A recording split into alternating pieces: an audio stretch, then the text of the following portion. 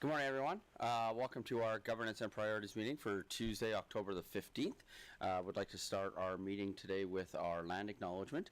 And we acknowledge the traditional lands and territories of the Indigenous people who have lived on these lands and taken care of them since time immemorial. We are on Treaty 7 territory, as well as the historical regional homeland of the Métis, which includes the Battle River Territory. We acknowledge and respect the histories, languages, and diverse cultures of the First Nations, Métis, and all First Peoples that have taken care of this land. We are grateful for their contributions that continue to enrich our communities. With that, we'll move to our moment of reflection, and Councillor Sandboe has reached out with something that she would like to share this morning as part of our moment of reflection. Thank you, Mr. Mayor. It is my pleasure to share that this Friday, October 18th, marks the 95th anniversary of the Persons Case in Canada, a revolutionary development in Canadian politics and human rights, which determined that women are, in fact, persons.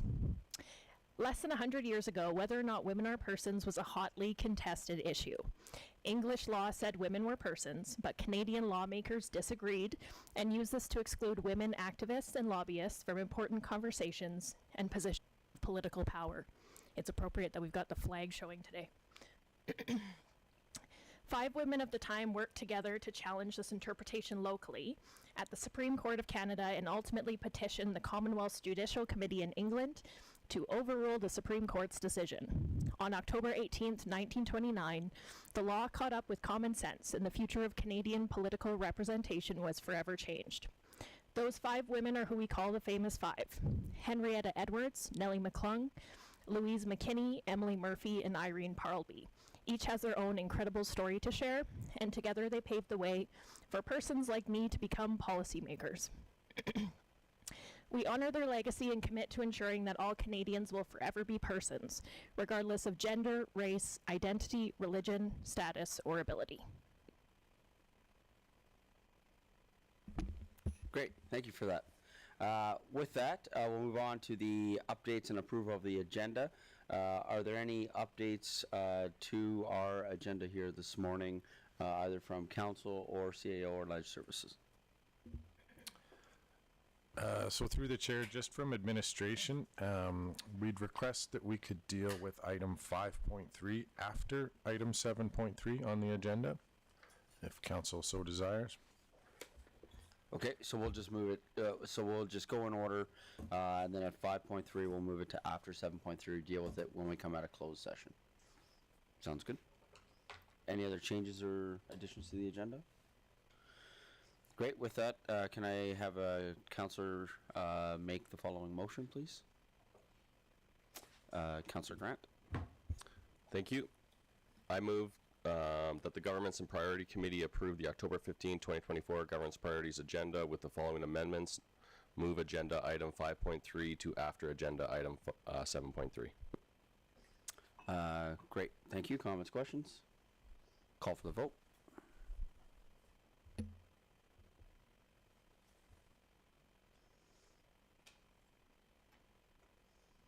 Great, thank you. That's carried. With that, I would also just like to acknowledge that Deputy Mayor Narayan is just feeling a little under the weather this morning, and so is unable to join us for our Governance and Priorities meeting, and we just wish him well and back to health. We know that flu season is upon us, and there are a few friends of mine who are starting to battle the colds and things like that, so that's why Deputy Mayor is away this morning.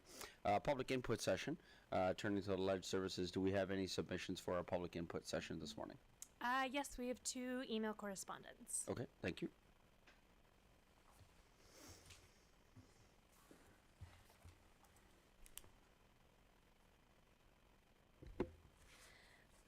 So through the chair to Mayor and Council, we have 2 public input sessions. The first one is a resident with the name Tammy Gates, who is opposed to the development of the golf course and the parking lot near to the townhomes.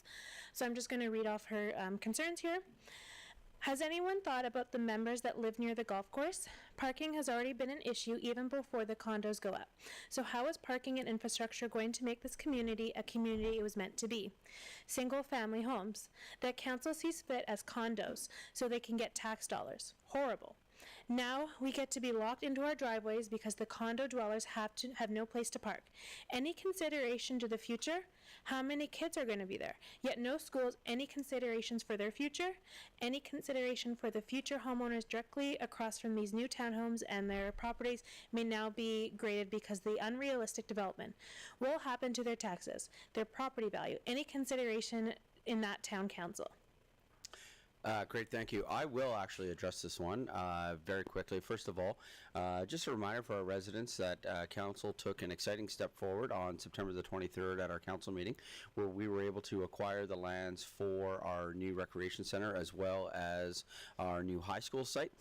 We do understand that it's a minimum of 4 years before a student first walks into the door of that new high school, so it doesn't solve our overcrowding issues that we have right now at our current high school, but it is certainly the step in the right direction. Second, we've been very public that our administration is working exceedingly hard at getting the K-9 site ready for our new, the K-9 site in Dawson, which will be for our new public school there, for our new K-9 school that will be in Dawson.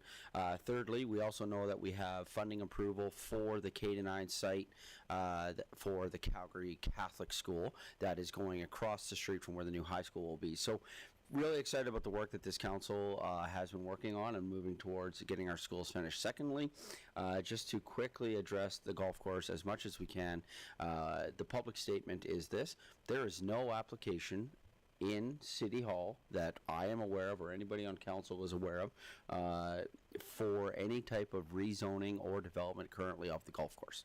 So until such time council is unable to address the issue because there's nothing for us to address. There is currently no application before City Council or before City Administration for the development of the golf course, period. Next one. Just a point of order, Mayor Dean, do you mind if I just mention something? Sure, Councillor Worzanowski. Thank you, Mayor Dean, and through the chair, just a point of order in regards to our procedural bylaw and our public input session. The public input session is to address items that are on the agenda. Was there anything regarding the golf course on the agenda? Councillor Worzanowski, that's incorrect. Okay. So as a reminder, our procedural bylaw points out that at a GAP meeting, you can address community-wide issues. Okay, it does great. not have to be an item on the agenda. At our regular meetings of council, it has to be an item that is on the agenda. So it does not have to be on the agenda for our GAP meeting such as this morning. Thank you for the clarification. Second one. Thank you. So this is from Taylor McDonald, and this is concerning the Animal Control Bylaw. So I'll go ahead and read it. So I wanted to come forth and voice my frustration and disappointment with City Council regarding Bylaw 025-24 Animal Control Bylaw. I briefly heard this morning about the council meeting regarding making citizens only be able to have 3 domesticated pets, dogs and cats.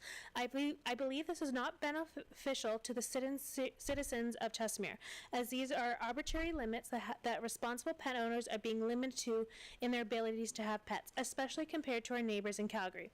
Calgary's current limits is 6 dogs and 6 cats, and we do have people migrating to Chestermere from Calgary, meaning that they would immediately be breaking these proposed bylaws. Where I do not understand how people would be upset regarding less traditional pets, such as some referring to livestock as pets, pigs, pigeons, etc. I do not believe that someone who owns 2 dogs and 2 cats or even 4 dogs should be considered breaking bylaw. In my home, pets are considered family, and if we wanted to expand this past 3, this would only be impactful to my family. I recognize the need to set limits to prevent potential situations of animal abuse. However, moving towards more of a model such as Calgary's pet limits would be more beneficial, while focusing on responsible pet ownership should be more emphasized. From my viewpoint, my pets only use my backyard and private dog parks and are not a nuisance to any of my neighbors or to others.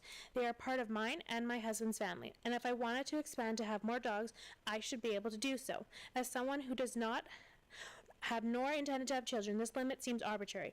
How is it that people can have multiple children, let them go into the streets to invoke chaos throughout the day and night, and have the ability to continue to expand their family when responsible pet owners, such as myself, are subject to laws to limits such as this? Again, I therefore would like to oppose Instead, moving to a model where limits on domesticated animals, cats and dogs, are increased, but there is emphasis on responsible pet ownership, focusing on punishing the behaviors from the ownership that are causing the problems rather than those who have pets and are training them and raising them responsibly.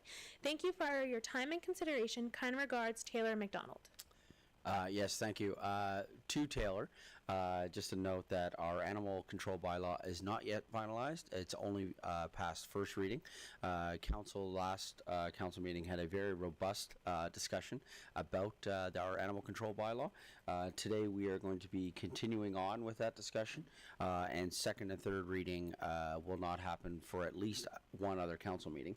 So that bylaw will not be passing today. So thank you to Taylor for bringing that forward. We heard similar concerns during our public input session, and council will be addressing that bylaw here later on this morning. So thank you. I want to say thank you to both residents for reaching out. This is part of a public input session. It gives us the opportunity to be able to respond. Especially, we know too that rumors can be something that abound in a community, and so I know that there are some rumors and some concerns about some fencing and some signage and some things that went up. And again, there is nothing in front of City Council at this time when it comes to that particular issue. With that, then we will move. That was all for the public input session. Is that correct, Ledge Services? Yes, that's correct. That's all. Great, thank you. So then we're going to move to our first presentation this morning, which is reports for information. We have the Fire Services 2024 Capital Plan. I believe that this is being kicked off by our CAO, Mr. Edney, and then will be followed up by members from our fire department. All right, thank you, Mr. Mayor. Through the chair to council. So today we're going to talk about the Fire Services Capital Plan. I've got Platoon Chief Joel Forney, Platoon Chief Brent Paquette, who's also our acting fire chief right now, and Director of Community Operations Mike Fluker. They're going to walk you through a whole bunch of detail related to the Fire Services Capital Plan. I just wanted to preface it with a bit of a discussion around what's happened in the city of Chestermere over the past 6-7 months, just in relation to the fire services. So something I want to mention, and I want to make sure just to understand where the fire services is coming from, everything that was in the 2024 capital budget had been approved.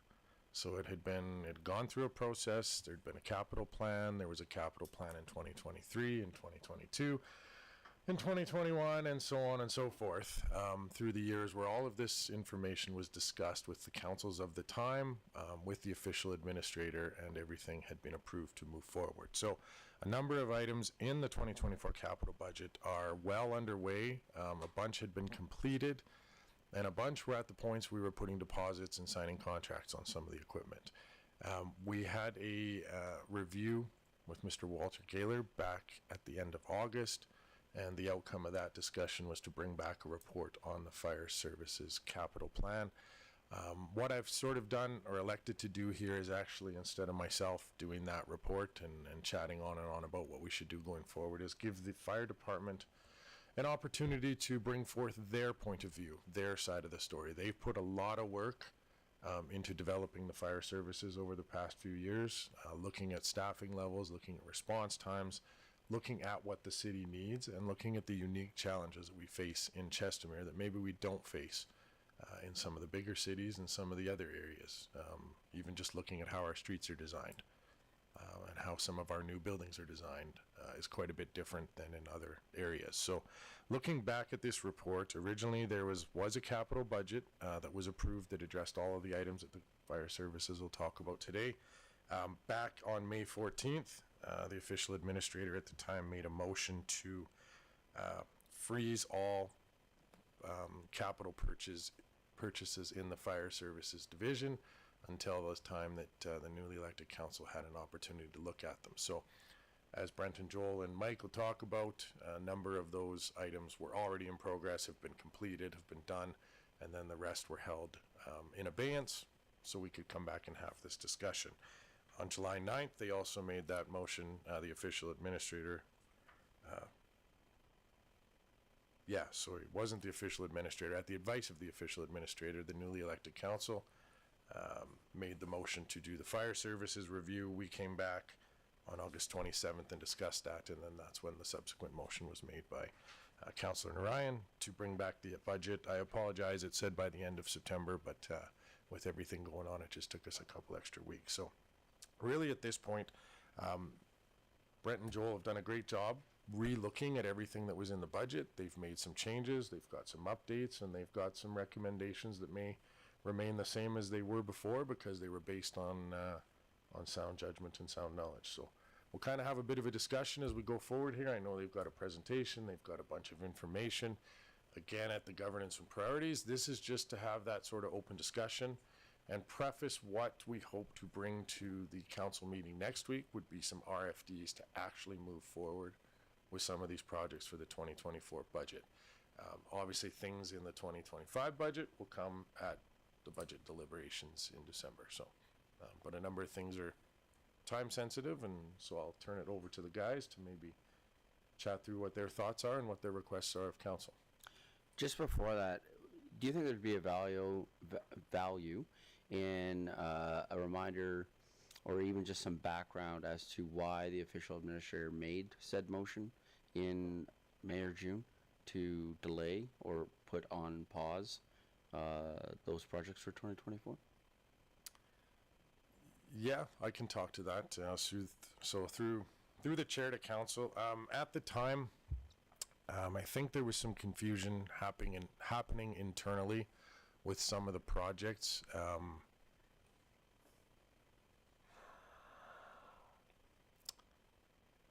There was a perception, I guess, that the fire department was coming and continually asking for more money for each of these projects, which, if we look back, wasn't necessarily the case. It was just an issue that came up during the budgeting process of capturing the proper numbers that were put into the budget for the apparatus items. There was some concern that under the leadership of our previous fire chief, that perhaps some of the apparatus and items maybe weren't necessarily procured in the proper fashion. I think our fire services report showed that as far as procurement goes, we did everything under our procurement policy 652. There was a perception, I think at the time too, that some of the equipment that we were ordering as a fire services was a little bit unique and maybe intentionally put out for tender in a certain way that only allowed certain companies to be able to bid on this. I think through my discussions with the fire services, and they'll talk in some pretty detail here today, that's not the case. We maybe put out some unique equipment for tender, but there's a reason and a rationale for doing that for the Chestermere Fire Services. And I think that's something I want to commend the fire services for, is up to this point, especially when I got here, they are looking at the fire services through what the city of Chestermere needs, not necessarily what is good for the city of Grand Prairie or the city of Edmonton or even the city of Calgary, right? It's a different kind of fire service in those departments. So I'll let them talk in some more detail about that. There was one other thing I wanted to hit on there.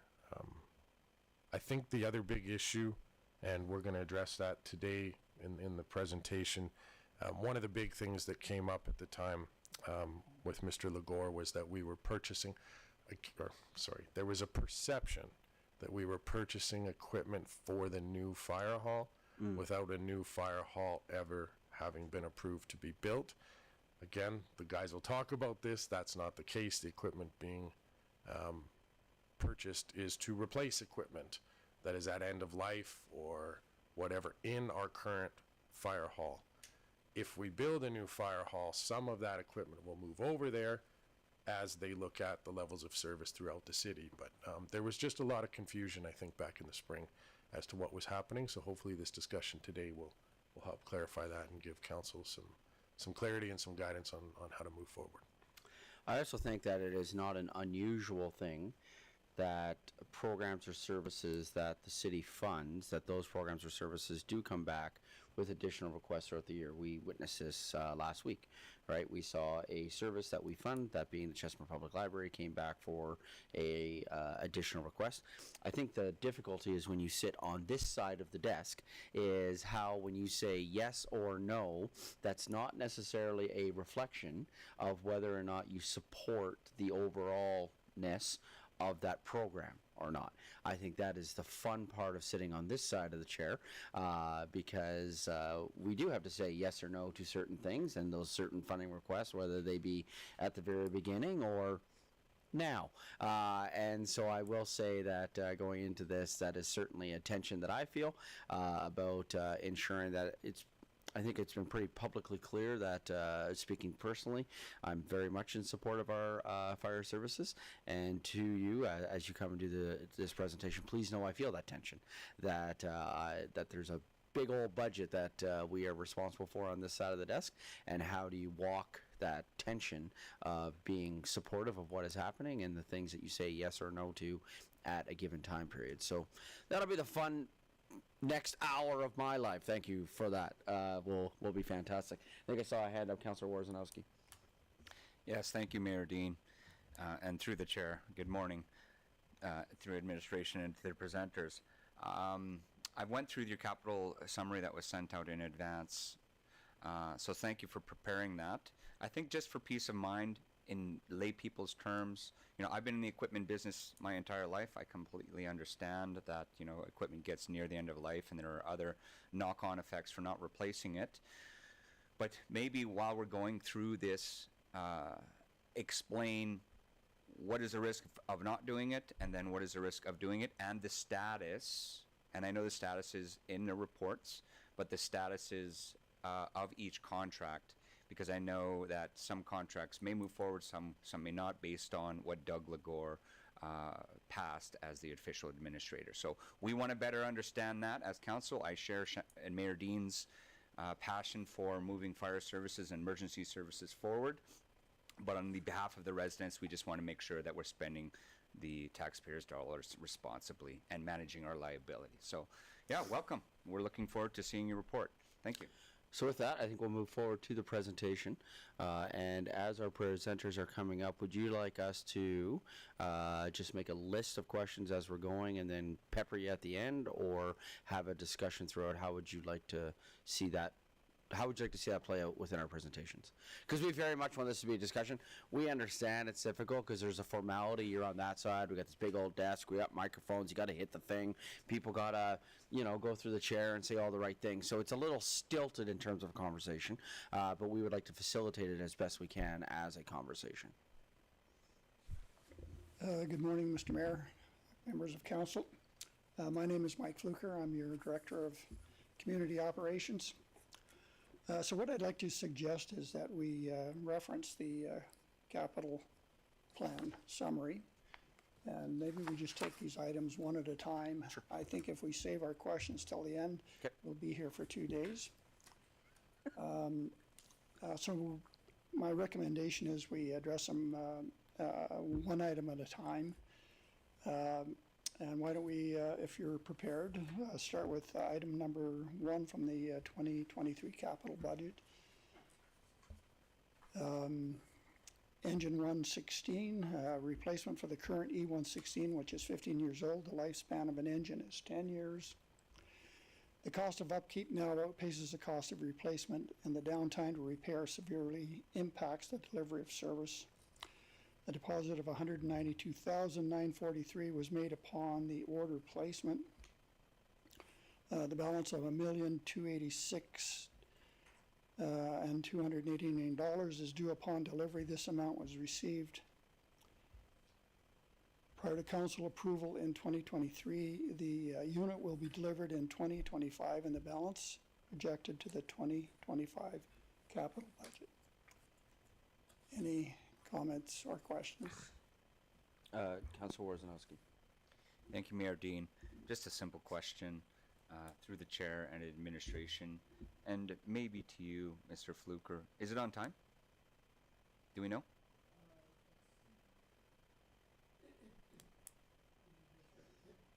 it might arrive a little bit early, but we're anticipating 2025, early 2025. Thank you. And if you could add that same question to each piece of equipment, that would be good to know. Thank you. Okay, done. Mr. Edney. If I may, I think this is just a good opportunity through the council as we look at these 5-year capital budgets, especially for something like the fire services. This is where this was approved back in 2023, but has an implication to the 2025 capital budget that I suppose in theory the new council could say no. And I don't know what liability. I'm assuming we'd be on the hook for the entire amount anyways. But as these decisions get made, you'll notice a number of them are decisions for today that have impacts on like the 2026, 2027, 2028 budget. So these are those things to keep in mind, and I think that's why it was so important to the official administrator, was that this council is actually making decisions for future councils as well, and he didn't want to take that under his wing as well. So something to just keep in mind, that there may not be big items or numbers in this year's budget, but they lead to big numbers in subsequent years' budgets. So then on that, if this item came before Christmas, we're paying that bill in the 2024 budget? Correct?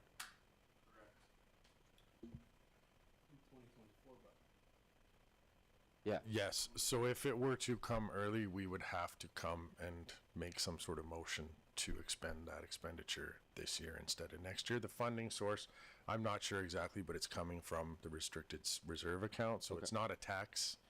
Right now, none of our capital items are a tax implication. Okay. They're all coming from grants or funding, so Okay. it would just be a minor clerical thing we'd need to do. Okay, thank you. Thank you, Mr. CAO. So, items 1 through 6 are completed and referenced here for information only. This is under the 2024 capital budget. I'll read them out one at a time, and we'll go through the same process with any questions. So item number 1 is called RR116, which is a rapid response vehicle, number 116. This vehicle has been received and is in service. This vehicle is dispatched to most calls, including medical emergencies. We have approximately 900 such calls a year, so it's a very busy vehicle. The cost of this vehicle is $284,000, and it was approved from the 2024 budget. Any comments, questions? Councillor Grant? Thank you through the chair to Mr. Fluker. Can you tell us how this vehicle is currently working for you? I've seen it roll around the city quite a few times now. I just want to see if it's actually servicing that dual use like you guys have mentioned before. Thank you, Councillor Grant. I'm actually going to ask Brent to comment on that. And if I may interject too, Mr. Paquette, could you add a little bit of commentary about why this type of vehicle was chosen versus, say, sending an engine out to the front line every time? Chair, thank you, Councillor. I don't know how far ahead in the weeds we want to get here, because all of this will be in my presentation as well. I'll answer all of those questions exactly on that. So, but it's working fantastic so far. I accept. Thank you. Any other questions or comments? I just have a quick question. The service life on these vehicles, are they in your presentation, Chief Brent? Yeah, thanks. Mr. Fluke? Move on to item number 2 under 2024. E117, which is engine 117. This is an order for a replacement engine to the current E117, which is at its end of life, having been acquired in 2014. The replacement engine is expected to arrive in 2026. The deposit for this order is $250,000. The balance upon delivery is $1,250,000, and this amount is reflected in the projected 2026 budget. Carry on. Councillor Worzanowski? Yes, thank you, Mayor Dean. Just the same question through the chair and to you, Mr. Fluker. Are we expecting that on time, and what's its schedule? Yep, to the best of my knowledge, it will arrive in 2026. Okay, and I wanted to add this on the last point as well through the chair and to you, Mr. Edney. You'd mentioned that all of these did follow the procurement policies under the city of Chestermere. I would just suggest that if some of this equipment does come early, to review our contracts, that if it is indeed our requirement to pay early, likely it's normally on the date that it's supposed to be finished. So that way we may not have to pay early if we don't want to. Unless, of course, the fire department wants the equipment early and can get the expenditure approved by council earlier. So just keep that in mind. Councillor Sandboe. Thank you, Your Worship. My questions through you to administration. This $250,000 deposit, was that in 2024, or where is that represented? For the E117, the deposit for this order is $250,000, and I'm looking for it on here. I believe it's under 2024, and I'll have to have a look at the budget plan to confirm that for you. Through the chair to Councillor Sandboe, yes, that deposit was made in 2024. So, yeah, so all of items 1 through 6, any reference to dollar figures was expended already this year in 2024. Follow-up question, Your Worship. Is that this item that says number 2 order replacement? I noticed the amount is just slightly different, so I'm just wondering if this is rounded up. It's not by much, but I'm wondering if these numbers are rounded up or if the number changed. Yeah, through the chair, that is correct. The budget was 250,000 and the actual was 219 something. Yeah. Yeah, so it's item number 2. All the items listed in Mr. Fluker's report should match to the subsequent number on that capital plan forecast page.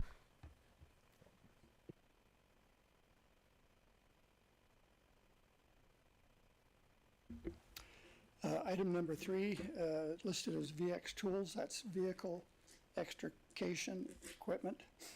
This includes the jaws of life and related equipment such as inflatable airbags. These tools are located on 3 of our fire/emergency response vehicles. The old equipment had reached end of life and was replaced due to manufacturer end of life recommendations and or the Occupational Health and Safety and or the National Fire Protection Association regulations, which is part of the global standards body. The cost was $80,000 and was approved from the 2024 budget.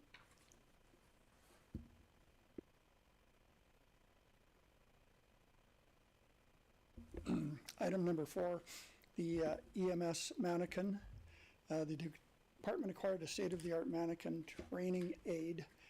Chestermere Fire is one of a handful of Alberta departments where we employ paramedic firefighters.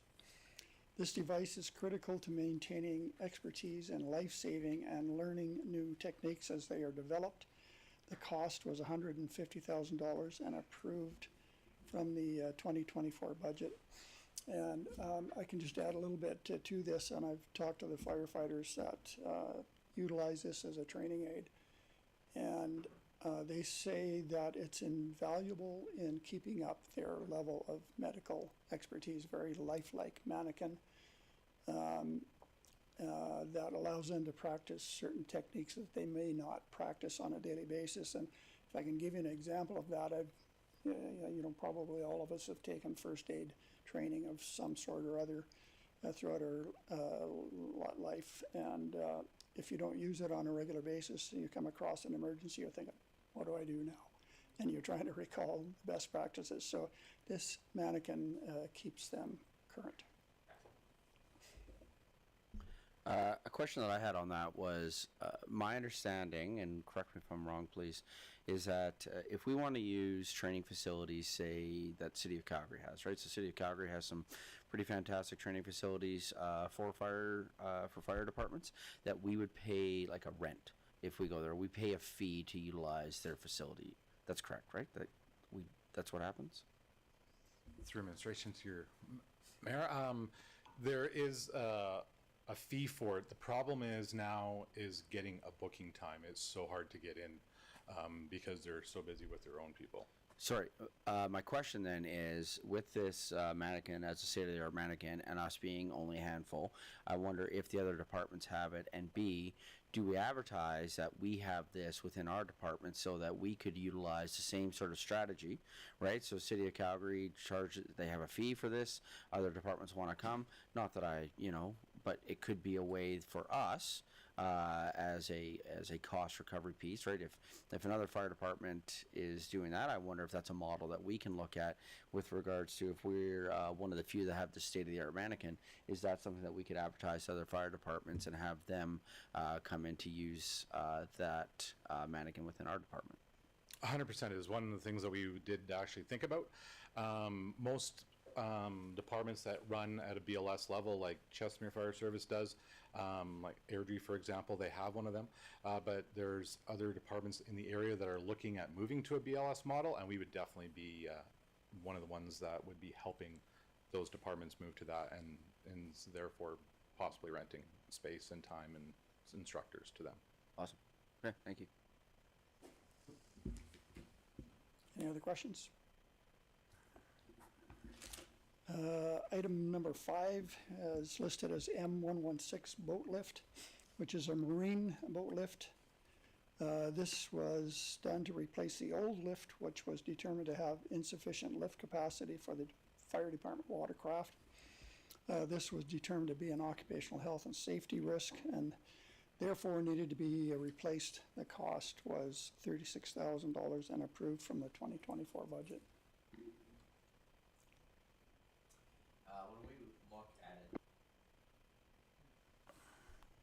When we look at an item such as this, it's pretty common that everybody loves firefighters and wants to help, and we have a pretty invested group around our lake for boat lifts and things like that. Do we look at ways that we can find the best possible pricing on something like that when it's, say, an item like a boat lift, where we might have opportunity to partner with somebody along the way that may have an interest in assisting our fire department with such an item like that? I'll have to defer to Brent again to answer that question. Through the chair to mayor and council. This was looked at multiple different ways for this particular boat lift. The reason that this boat lift was chosen was because of the ability to work perfectly for what we needed. And when I say that, we needed something that actually had a cover on it to be able to speed up our response times. But the big problem for us is when we go out on the waters, normally when it's very, very rough and it's when everyone else is supposed to be coming in is when we normally go out. And the way that this one is anchored to the ground, it actually has anchors that hold it into the ground, so when the canopy's up, ours doesn't disappear and float away, fly away and end up on the highway like we've seen with some others. So there was lots looked at. We looked at some that we know that there's a distributor in Chestermere, for example, and that lift manufacturer, when talking with them, they weren't going to be able to meet our needs for the size of our boat. Okay. Awesome. Thank you.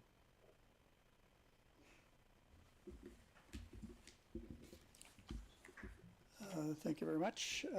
Item number 6, listed as Life Pack. These units are used to assess, monitor, and if necessary, defibrillate the patient. This pack was purchased to ensure that we had one unit on each of 3 main response vehicles. The cost was $35,000 and approved from the 2024 budget. Good. Carry on. So items 7 through 12 coming up were previously approved but held pending the installation of the new mayor and council. Sorry, just before you proceed with those, I have a feeling there's going to be a lot of questions. I also have a sneaky suspicion that these are part of your presentation. So I'm wondering if we should hold off on any questions of 7 through 12 until after the presentation. Would you rather that? Because I feel like anything we're asked, you're going to come up and say, it's going to be part of my presentation. Does that work? Yeah.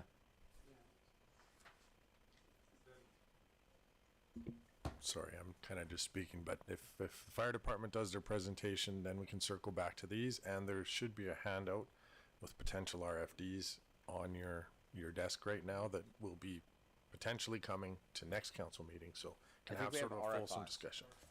I think these are listed as RFIs. The folder. Oh. Okay, they're not part of the agenda though. They were more just for your awareness that they'll be coming to the next Sorry. next meeting for RFDs. They do say Gotcha, okay. RFI right now, but they're not something to necessarily approve on here. Perfect. Yeah, no, I think that would be best, is do the presentation and then would you just like us to make note of questions that we have throughout the presentation, and then we'll circle back with the questions that we have overall? Is that, yes? Okay, awesome.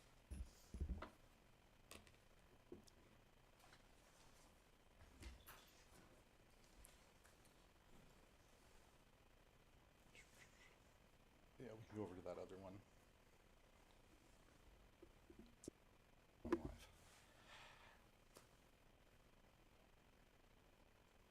Through the chair to mayor and council. Hello, thank you very much for having me here today. My name is Brent Paquette. I am a platoon chief, acting fire chief currently for the city of Chestermere. So today the fire service would like to come in just to give you a little bit of a background in the capital forecast for us. Do the next one. So what we're in here to talk about today.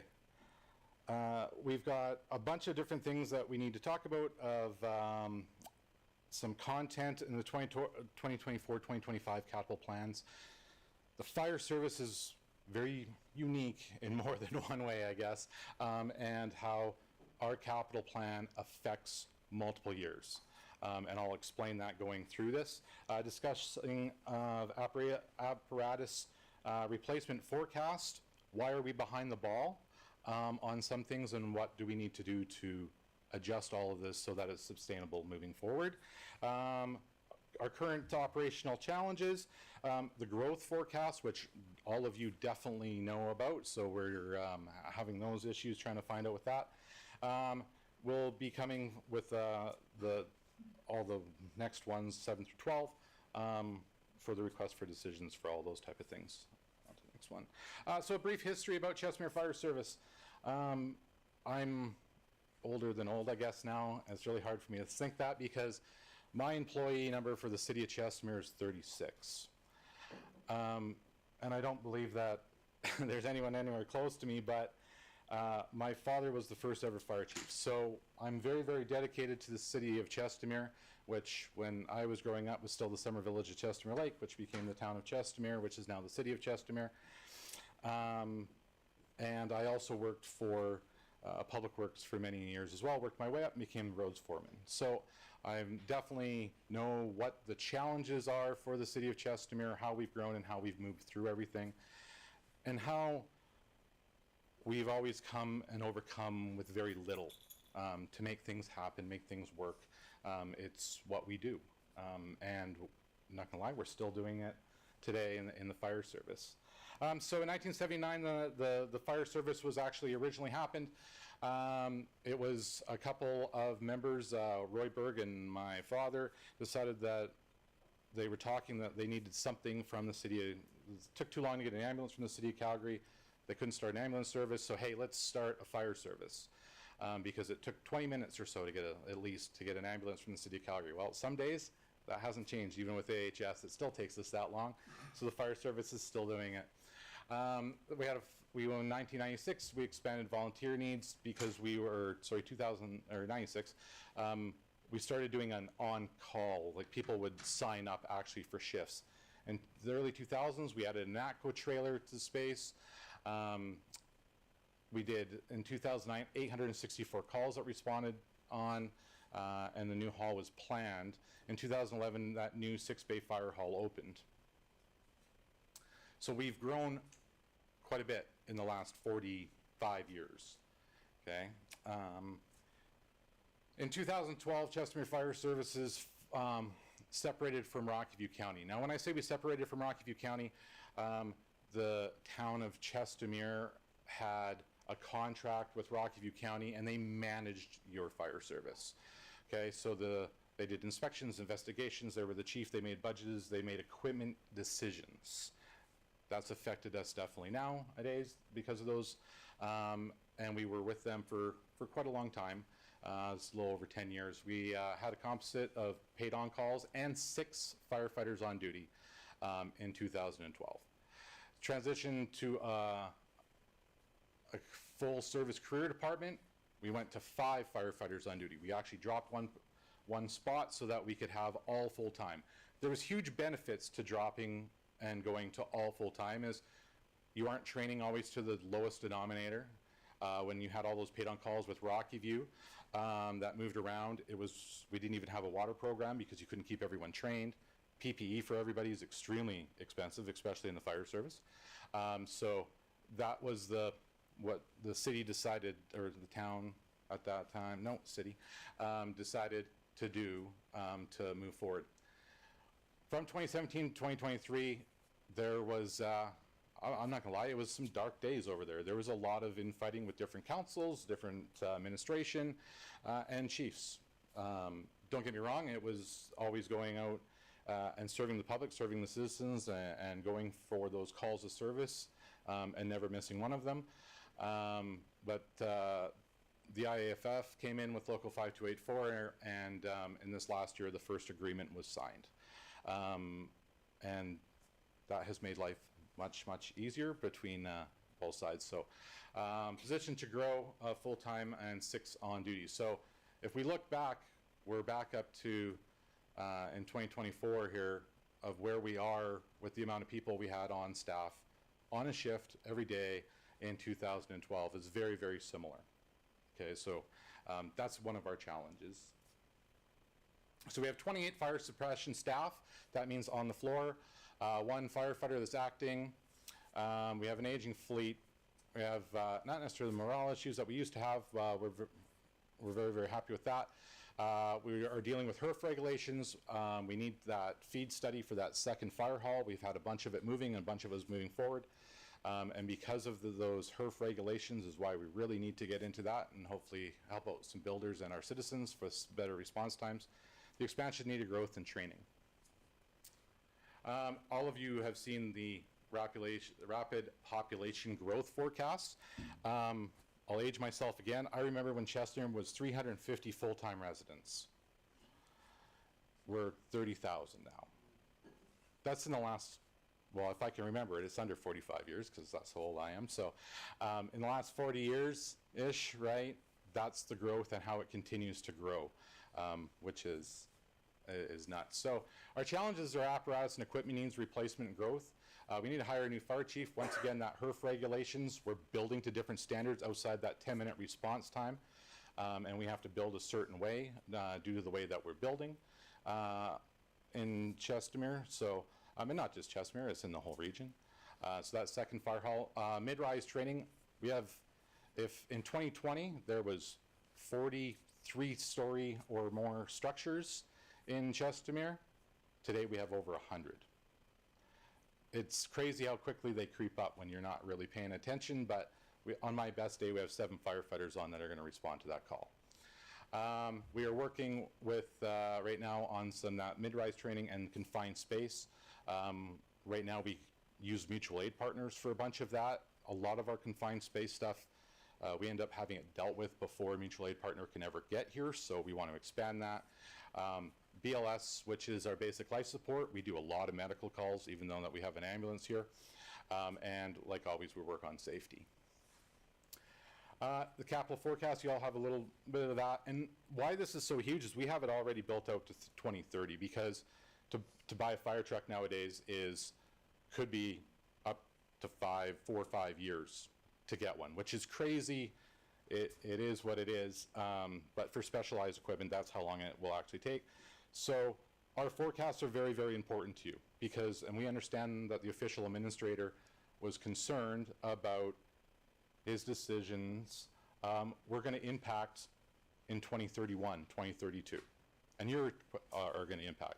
It's hard probably for a council to understand, especially one that's only just been elected and has to go again, but there's trucks that as a council, if you got in there right away and you said yes to this truck, it wouldn't even show up the whole time you were sitting in council. You would never see it. It wouldn't arrive in that time.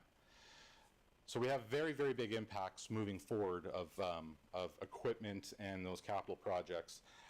We went through, we've moved some things when it comes to the capital project stuff that we talk about next next month here. You'll see how we've moved some things because of the feed study and everything being postponed. We've moved those things down because we just don't believe that truck would fit and work for us quite yet. So definitely we've moved millions of dollars down the line again.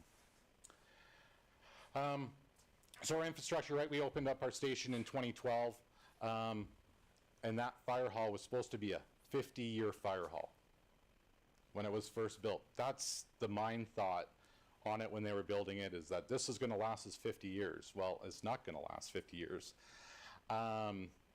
We can't respond to where it is. We've been stuck on, this is where our land is, and this is where we have to build things. So it was built on where the current, or the previous fire hall was. So that 117 need study and land acquisition with the HERF regulations is very important for us as we move forward. And our fleet, we're going to go through every single truck here real quick, and I will breeze over them.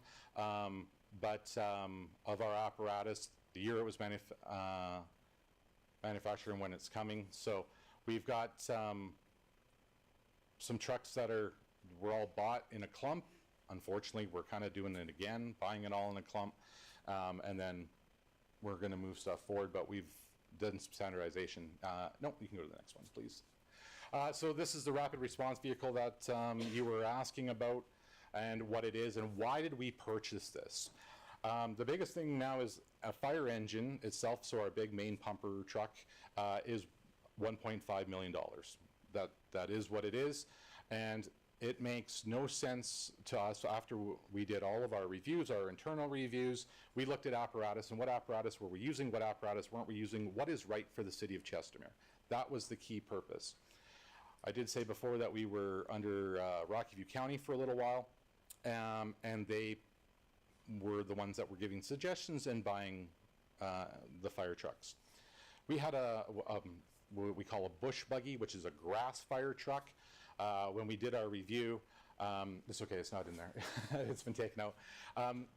We bought it 10 years ago for $128,000.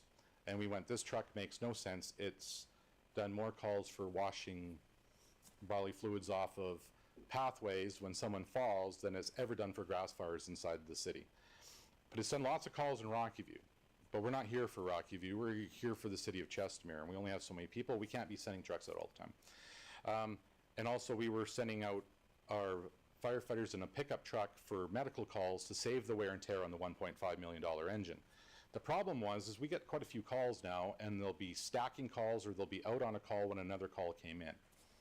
So we'd have to, 90% of the time, respond back to the fire hall to get the other proper truck. Now when I talk about trucks, I'll kind of reference it as it being like public works. Not every day do they need a snowplow, not every day do they need a weed harvester, not every day do they need a grader.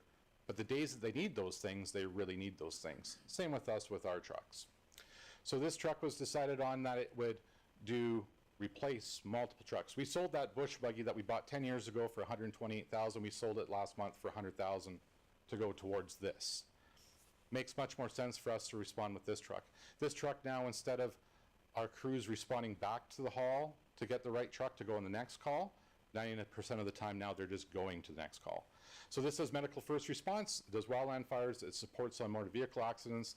It also is doing, moving over towards, it's going to do all of our ice rescue stuff by the looks of it. It's become kind of a do-everything truck. And that way we're running a truck that's not nearly the price of $1.5 million, up and down the road, all that wear and tear, all that maintenance, all the time. So this rapid response, we believe, has become a game changer for us already. Engine 116, this is, the replacement is coming. Now they said that we would get it as a Christmas present. I don't really believe that. I believe that it will probably show up in the new year. Now the problem with this truck was supposed to be replaced. It was approved in budgets by multiple councils previous that it was going to be replaced. Then COVID happened, and then everybody went, let's hold on. Let's not do this. We were ready to go to RFP before COVID happened. The fire chief at that time decided that with the CAO that they were going to wait. Unfortunately, during that whole time, a lot of other places did as well, and everyone else has put in their orders before us. So that's why now all of a sudden the wait went huge. It was 24 months to get a truck like this. Now we're looking at 48 months to get a truck like this, depending on where it's bought. So the problem with keeping this truck, it's got a lot of miles on it. This is our most abused truck, I would say. When I say it goes out the most, it does. If the rapid's not going, it's 99.9% of the time this truck. We've had to put 2 engines in this piece of apparatus since we decided to keep it. So and the amount of downtime that it's had as well has been a huge impact, and it's a ripple effect when you have one truck that's down, that now you're putting that much more in wear and tear on another truck. So engine 117, this was a big problem with the official administrator. They couldn't understand why we were buying new apparatus when you see us talking about we've ordered a new engine 117. This is that example. We run an engine 117 right now. When our 116, and where do we get these numbers, you may be asking? It's from Calgary Fire Dispatch gives us that number. Okay, so you can't have 2 trucks called the same thing. They have to call them differently, so the computer-aided dispatch will talk to them and everything. So we have to call them 2 things. Those are our station numbers that have been given to us by Calgary 911. So this truck it's a wildland fire truck. This truck makes no sense for the city of Chesmere, and we've put up with this truck for 10 years. It's a big 4x4.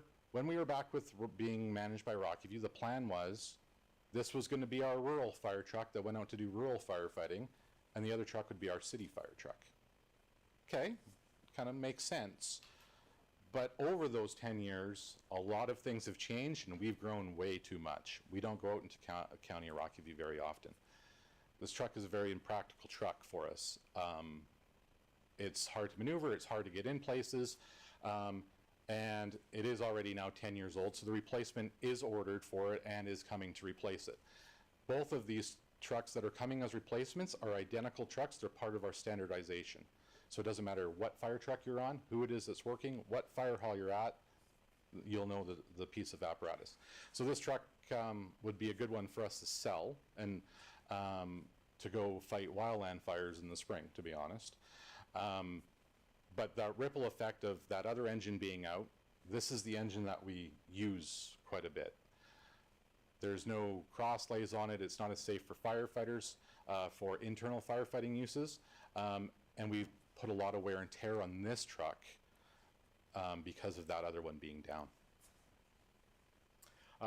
Aerial 116, we are going to be coming with an RFD for this. We talk in the budget kind of about it being Aerial 117 that's coming. But what we currently have is a 2009 Rosenbauer T-Rex articulating. There's some very, very unique things that this truck does. It's an amazing truck. I love this truck. But I don't like the $4 million that it costs to replace this truck. And that it will take probably 54 months before you actually got one. Now, it's a 20-year lifespan on this truck. It takes 54 months to get a new one, so that's the whole reason of we need to start ordering another truck now. We were planning on replacing it with a tiller truck is what we were going to replace it with, and then in a couple more years we would order another one of these to spread it out once we knew the new fire hall was going to be happening and those type of things. The reason for looking at 2, and we took lots of recommendations out of the different reports that came back, that we needed different styles to be able to get into certain areas, which I'll talk about more, but it is just, it's a really impressive truck, but we're at 20 years.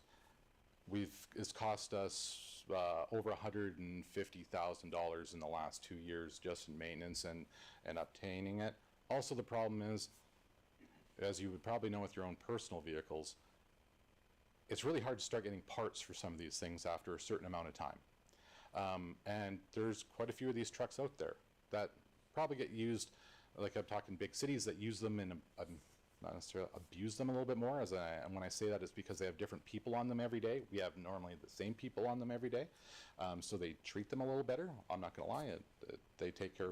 Our firefighters really take care of their stuff. So parts are getting harder and harder to find as well.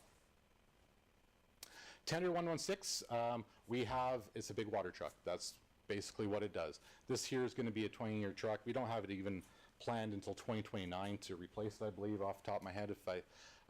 It's probably my favorite in the fleet, to be honest. It's faithful.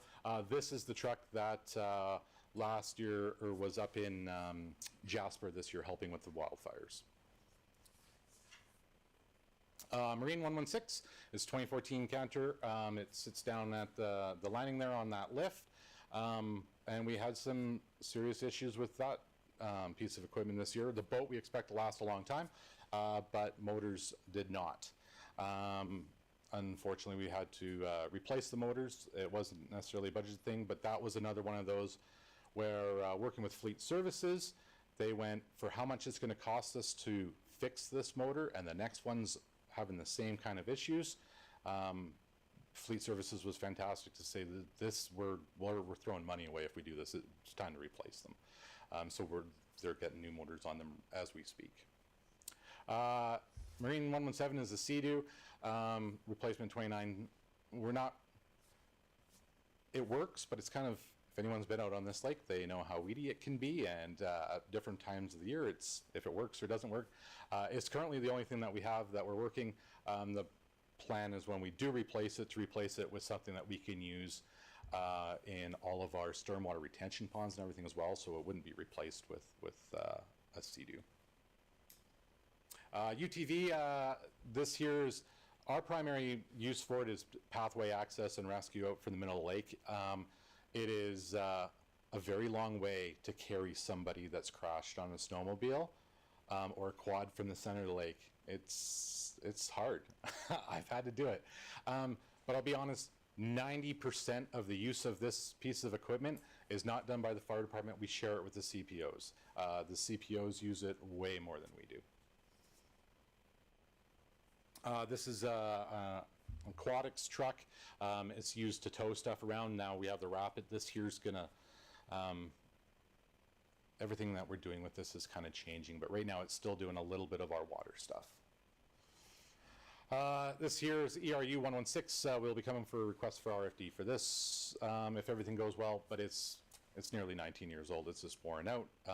We use this for all kinds of things. One of the main things that we really use this truck for is at a scene of having equipment that's contaminated. It brings it back to the hall. That's probably one of its biggest things, going around to different training, moving our firefighters around, all those kind of things it does. And then we have the historical truck that we work with the Historical Society with. That is a big piece of our truck or our service. I know one of the questions is probably going to be, how come there's different colored, or you can go into the next one actually. We're going to come back with a bunch of different things, but one of the things that we're going to come back with, we know that there's questions on our colors of fire trucks, for example. Why is two of our fire trucks currently a different color than the rest of them?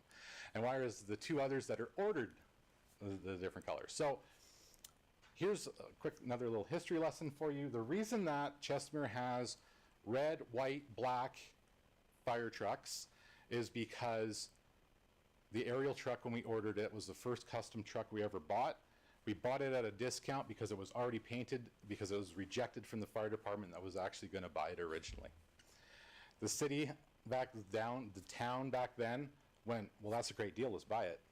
So we bought it, and then we've had every single truck has been that color because of that. Now, with that being said, a lot of people sit there and they say, oh, I didn't know if it was a Calgary fire truck or if it was a Chestermere fire truck, like you're both red and white and some colors on it. So we get, lots of times we get asked of, or said, we don't know what fire service you are. So then they started plastering Chestermere as big as we possibly could on the side of every single thing, so that it said Chestermere. And then years ago, we decided that, hey, when we got the historical truck back, we really like this red. That's going to be our new red. On every fire truck moving forward, we're going to have this red. And then we decided, what could we do to make us different and make us look different, because we touched with the city of Calgary.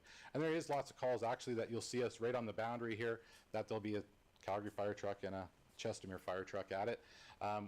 It was to be different. That's why we've gone to black and red.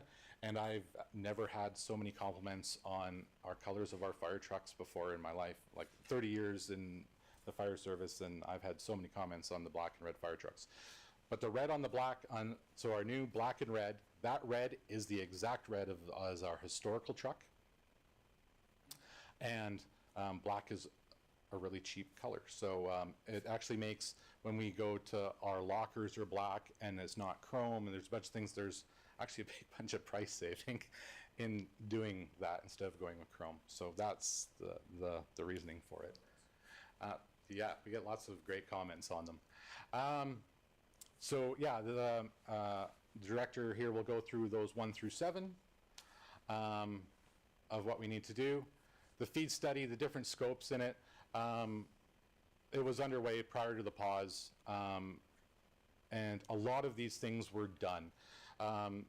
What we need is the needs assessment, the site's confirmation. So that was in there, but it wasn't really, we kind of had this whole, we're going to hold it to right here, and we're going to look at this is where the fire hall is going to go because we own a little bit of land there.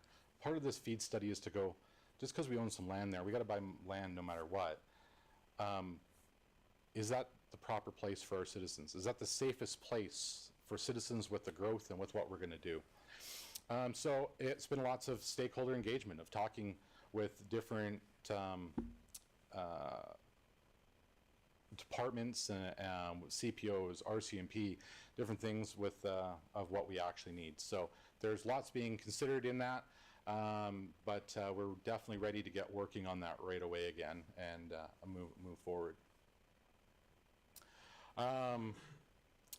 Fire inspector.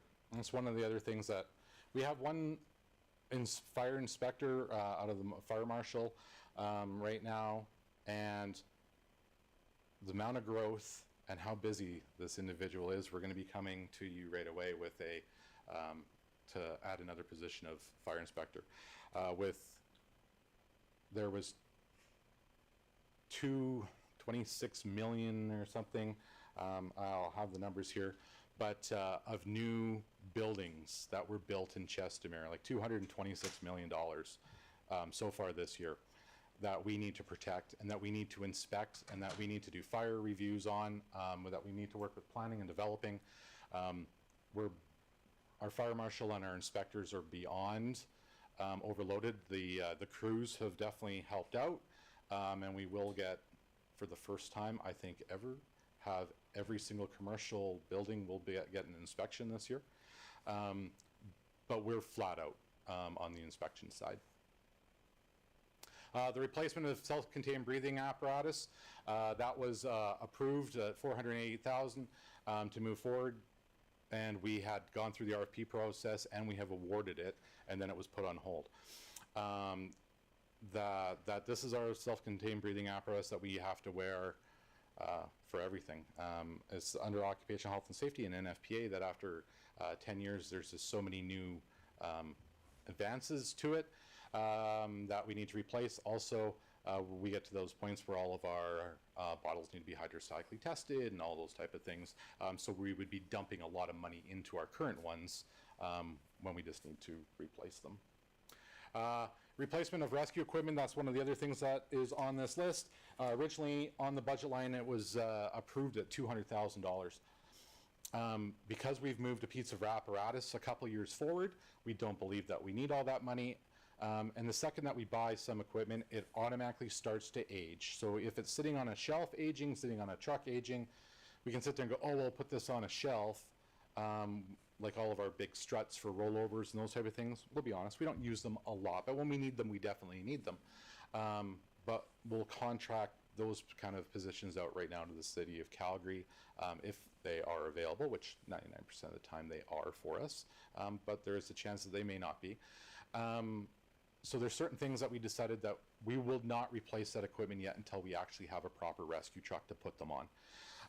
But we would like to continue. We have a grant that we got from a company that started paying for some of this stuff. We started going down the lines on this. So the firehouse subs grant of $30,000, I think it was 27. We would like to give $100,000 back and continue on with our high rise and our confined space equipment for this year and start our training on that. This is kind of blown up a little bit more. So after we looked at all the reviews of everything that was done originally in 2024, where it was 5.9, and the updated budget now, yeah, sorry, the guys, they're going on a call. I just got to see what this is. We've definitely changed the budget by moving some things. Of course, some of that is the land, though, for the next fire hall. So that's $2 million of that.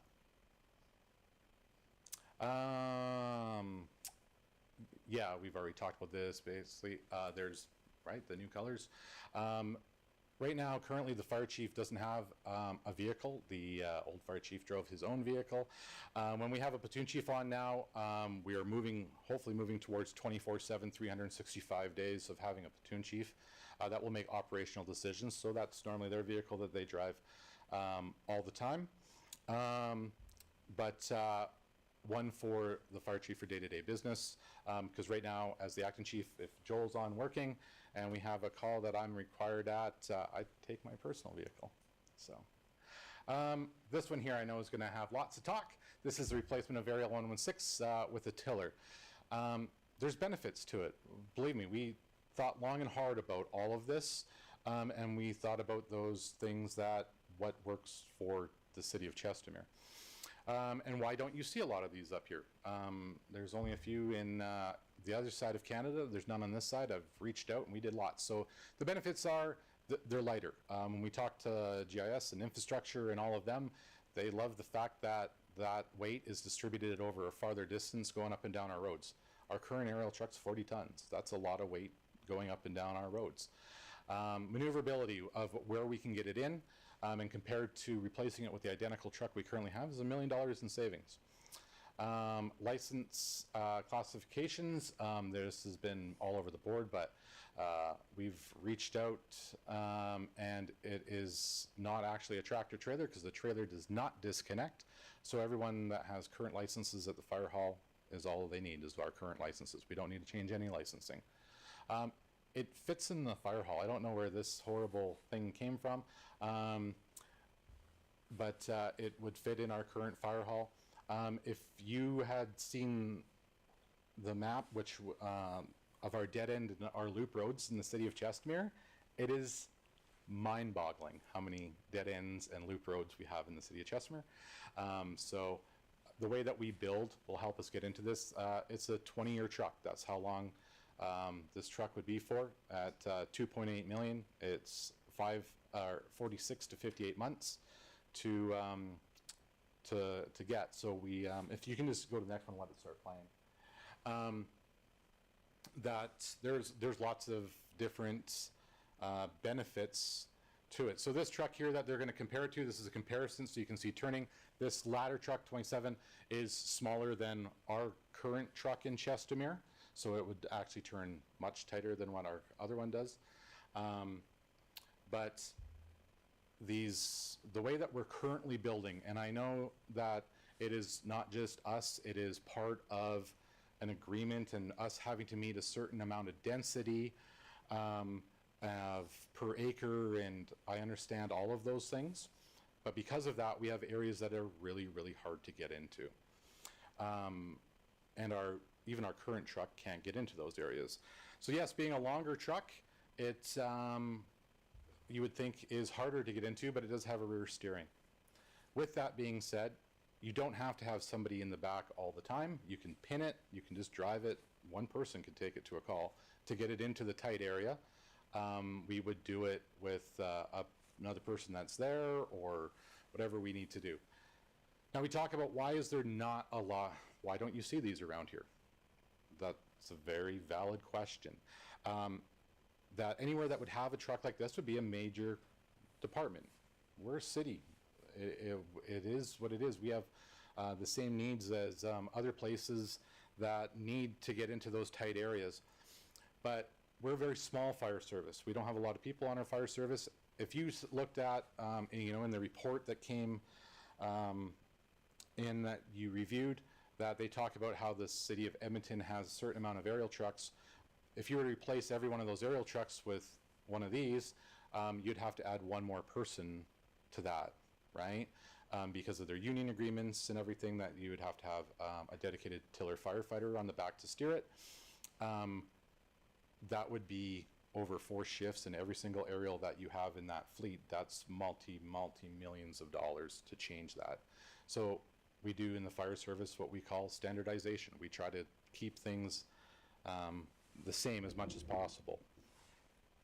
So you can see the different benefits of these. We looked at every type of option that there was, and I'm not gonna lie, this wasn't an option to me. I kind of laughed when this was, well, what about this? And I went, are you kidding me?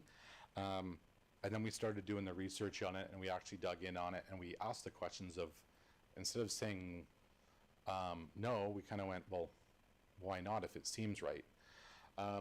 So we looked at a lot of different options of what we could do. So this just shows you your different turning radiuses and what these trucks can do. Our current aerial apparatus, we took the management team out in a van and took them for a drive through the city, and we showed them our challenges, and we took them to places and we said, this is the problem and this is where we need to get into, and we could barely get in there with this big van that we had that we took around. So is there some great advantages to it? Yes, we can get in areas that we never could before. Is there some disadvantages to it? Yeah, there's no platform on it. Like our current truck, it wouldn't necessarily go below grade as much as our current truck, but it's more than $1 million cheaper than our current fire apparatus. So by looking at our current needs and where we need it to be for 20 years, we think that this would be a great addition. Also, the different amount of locker space on it. It would hold all of our confined space and mid-rise equipment as well. And this truck, both of those have the same size pump on it, the same amount of water on it, just more locker space. The ladders are almost the same length. The tiller is a little bit bigger. So those are the different type of things that we are looking at. Continue on. Be more than happy to send that out if anyone needs it.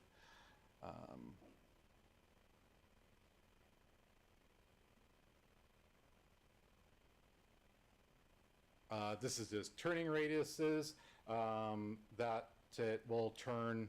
This one here will inside turn is 21 feet, and if you go to the next one, it's 14 feet is the difference. So it'll turn whatever that the tractor will. So it'll actually turn sharper than our rapid response truck, to be honest. There it is. There's our dead end and loop roads in Chestermere. I know that you probably didn't think about it that way, but as the acting fire chief, this is how I need to think about our city and look at the different pieces of it. There, I covered that all pretty quickly, I know, and you probably have a million questions, so.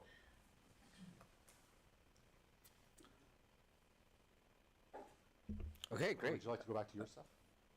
Okay. I'm sure they'll guide you. Perfect. Perfect. Okay, opening up for questions. Councillor Worzanowski. Thank you, Mayor Dean. I've got more than a few, so I'll just start with 2, and You then bet. we'll if it comes back to me and my questions aren't answered, I'll ask some more. In reviewing the presentation and through the chair administration and to our speakers, I noticed that some of this funding mentioned provincial funding. Is that when it was under Rocky View, or it's just how the funding was raised during the time of buying some of these Rosenbauers, even when we're looking at Area 116 and some of the other trucks? Yeah, that would be the way that the CEO and accounts payable and everyone decided to do it at that time. That the funding normally came from MSI or those different ways of doing it. So. Yeah, so through the chair, I think those references to provincial funding are through the MSI grants, which the city would have been getting that could be out to essentially any capital project. They just chose at that time to allocate it to purchase of the fire department equipment. So nowadays it's the LGFF framework, and we'll have those decisions at budget time of how to allocate those grants from the province. Excellent. And to my second question, through the chair, administration, again to the speakers, I noticed during your presentation of that aerial, you said that there was a signed award letter. Was there anything other than a signed award letter in regards to sending funding, purchase orders, or any other contractual obligation that we've made with the supplier? So through the chair to council, so the approval to award form was signed, the contract itself was never signed, and the deposit was never signed. However, commercial, who's the successful proponent, it's actually a Pierce truck that we're buying through commercial. They've still been holding our place in line. We've been having a lot of back and forth with them on what to do. They're of the belief that we should have paid the deposit and we would forfeit the deposit if we were to cancel the purchase at this time. Like I said, we'd never actually sent the deposit to them, but they've been still holding our place in line. So they'll probably be watching eagerly over the next couple of weeks to see what council's decision is on this piece of equipment, because we do need to circle back with them. From their perspective, if I have to be honest, I would assume that they believe they've got a piece of equipment on order, because we have gone through the whole RFP process and awarded it. Okay, thank you. I'll save my others for later. Thank you. Through the chair to the presenter. More of a comment than a question. Speaking of being old, it feels like I've known you for a lifetime. And I want to say thank you to yourself and your fellow firefighters for your community service. It's very much appreciated. I know we up here very much appreciate it. So I'd like to start with that. I'd like to start or second that with the city has experienced exponential growth, and I don't think the firefighter service has kept up with that exponential growth, probably more linear than exponential. So there is a time where we're going to have to match that, and I think we're getting close to it. Breakdowns in this profession are not acceptable. I know if I called 911 and they didn't come because the tiller was broken down or whatever's broken down, that's not an acceptable reason nowadays. So that's great. The rapid response vehicle, I think it's great. I think it's awesome you guys are thinking outside the box. It prioritizes resources and efficiency, which is important to everybody. And about the tiller, facts are facts. Our secondary roads are getting tighter. Maneuverability is huge. So those are my comments I had. Thank you very much. Yeah, I can certainly say, sitting in this chair, you watch the news a little bit differently. I already talked to the fire department about this. There was a situation that happened in Calgary where 2 firefighters were injured, fell through the floor. They were okay. Subsequently, they were okay, went to the hospital, those sorts of things. But it was interesting watching the news at that time, watching how it was a multi-story building that they were going into, and knowing that there was some repair work being done on our aerial at that time, and knowing those tensions, and just, right, you watch the news a little bit differently when you're sitting on this side of the desk. And so absolutely, we do have to figure out a way to ensure that we're maintaining the safety, because you don't want to get to a point where it's like, oh, wish we made it, right? We don't want that situation. So I think that's also the tension that we feel on this side of the desk for sure. Looking to my right, Councillor Sandboe. Thank you, Your Worship. I also have a handful of questions, but I'll follow Councillor Warzanowski's good idea of starting with two. So all of my questions and comments through you to Mr. and the presenters. Firstly, I just wanted to say how absolutely wonderful all y'all have been to work with, and the transparency and the willingness to have the dialogue. I can imagine how stressful and probably frustrating it is to hear, hey, we're going to put all this on hold, and you were really excited and had planned for quite a long time. So just thank you so much for all of that dialogue and transparency. I have a couple of financial questions. One is, when you're determining end of life for these trucks, is that from the manufacturer, or where is that coming from? Through through the chair. So there's multiple things that come into play when it comes to a life of an apparatus. And when I say that, there's multiple reports, there's best practices, all those type of things, but part of it comes down to the Fire Underwriter Survey. So the Fire Underwriter Survey is what sets the standards for insurance for a municipality. And after so many years of a truck being in service, they don't give you any marks for having that truck anymore. Between 10 and 15 years for a frontline truck is that line. Now, where I say it's that line is depending on if you have an emergency vehicle technician working on that truck, which we have up at Fleet. We have EVTs, so that's fantastic. And our records management. So we proved the last audit that we just had from them, I guess it was 2 years ago now. We have to prove all of the work that we do on that frontline engine to show that it was kept at this level, and the pump tests and everything that were done on it. Now, with that being said, trucks are costing a lot of money now.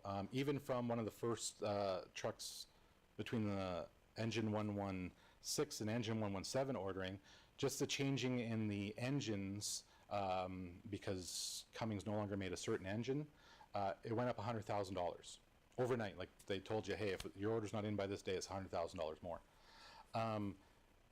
That what's now limiting us, we're at 10, 15 years, depending on when you look at how many hours it's out of service and how much maintenance you're doing to it. But parts are what becomes the problem of not being able to get certain parts for certain engines. But with them costing more and more now, I believe that you'll see all trucks get not frontline trucks, not aerials. Aerials a 20-year truck, and those are all under NFPA, National Fire Protection Association, best practice, the Fire Underwriter Surveys, to get the proper ratings, because you can sit there and say like, oh, well, this volunteer department at blah, blah, blah has a used truck from da-da-da. They have the worst rating that you can get. So it doesn't matter what truck they have. Their ratings aren't going to be any better because of their response times. So we look at it normally as in 10 years, we order to replace that truck if it's a frontline engine, or to have its replacement here in that 15, 20 years. So it all depends on how much wear and tear that truck has cost us in that time. But it's a 10 to 15 years for a mainline engine. For a tender, anything else like aerial, it's a 20-year truck. Great, thank you. As a follow-up to that, for Mr. Edney, just a spot check that we have a process in place to depreciate in our books at the same rate as the actual end of life that they're determining. Yeah, so through the chair, my apologies, I can't answer that directly. Right now, we should, and it's something I can verify with finance just to make sure we're doing it that way. Councillor Schindler.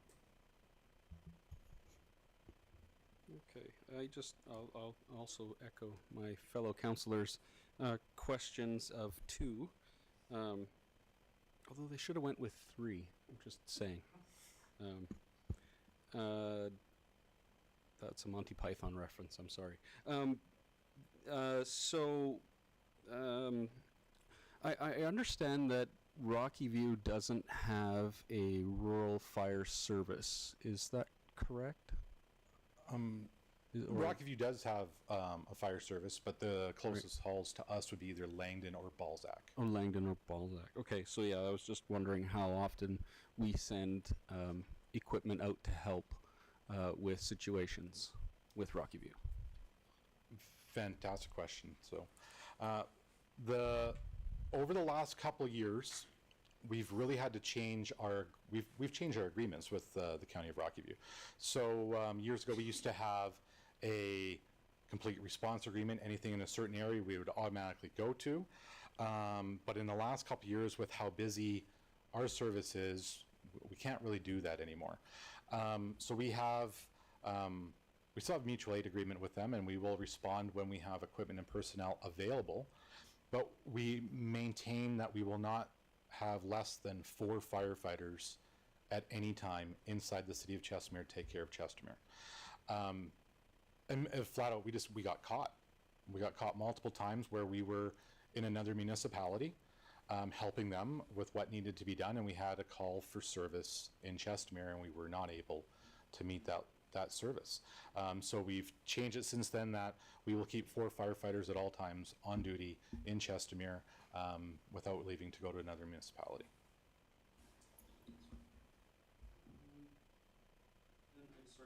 Question, even though I asked 2 in that one, just hopefully you don't count the first one as a setup. I just wanted to know what the downtime and service time is on our trucks currently. And I guess you answered my question with who does the work, and that's up at Public Works there, right? Yeah, so as much as possible, fleet services has been amazing to us. Unless it's snowing, they pretty much will put us in front of anything. Like if there was a snowplow, of course, it'd be going, which one's more important at this moment? But they're really, really good at getting us in. With everything that they can try to do up there, they will do without having to contract it out. Depending on which piece of apparatus it is, we could actually tell you the exact number, minutes down to, of how long a piece of apparatus is out of service. But it was definitely over 6 months. Our mainline engine was down last year, so. Actually, if I have a quick follow-up with this aerial, I'm sorry, I'm going 3. With this aerial A116, A117, will that? You said it would fit in the fire hall. Would it also need be able to work at our fleet for repairs? So yeah, it will fit, and fleet can only do as much as fleet can do. So there's certain things that with our current aerial that they have a certain amount of things that they can fix, and then it would go to the dealer. Our current aerial truck, the dealer is out of Red Deer, so that's a little bit inconvenient for us at times. Who it was originally awarded to, this one here, they're off 144th and 90th or 52nd, so it's pretty close in Calgary for us to get it dealt with. But the majority of the work, yes, our EVTs at Fleet would work on it.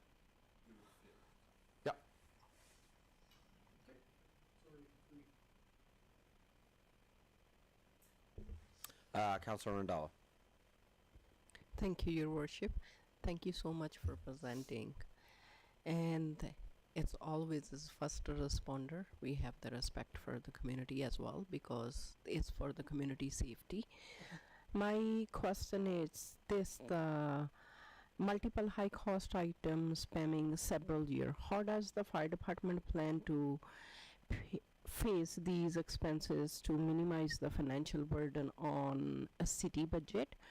And the follow-up with that, are there any opportunity for the provincial or federal grant to support these capital projects? So multiple things on that. We've worked very, very hard at giving you a huge forecast. I don't know if any other department in the city comes to you with out to 2031, plus we have staffing models out to past that. is to give as much knowledge and know-how as far out as we possibly can, especially with our apparatus, because they're expensive and they take 4 years to get. So we want council to be able to make decisions based on that. And also with the growth that we're having, this is, in the past, we haven't done it like this. And I believe that that's one of the main problems of not having enough foresight. And that's why we have apparatus now where we're like, this thing should have been replaced a couple of years ago. So giving the foresight and having that move forward and having that plan and forecast, I think is the first most important thing for council to be able to make these decisions and make it easier for taxpayers. Secondly, would be when it comes to the funding, there's multiple different ways to fund. I'll just use the fire hall itself as an example. We do offsite levies, right? So we pay for a fire hall with offsite levies of the developers developing new land, and that will continue to come in every single time that they decide that we want to do new land. We take that money and hold it for that. The problem with that is that fire halls and fire trucks don't put out fires. It's firefighters that put out fires. So until we have people on them, that's when we can actually make that difference. So what the CAO and the finance group give suggestions on if we should use MSI or different grants fundings, that would be their decision. The best thing I can do as the acting fire chief for you is give that long range forecast of here's what's going to be coming up so that we can plan for it and it's not a big surprise. Thank you.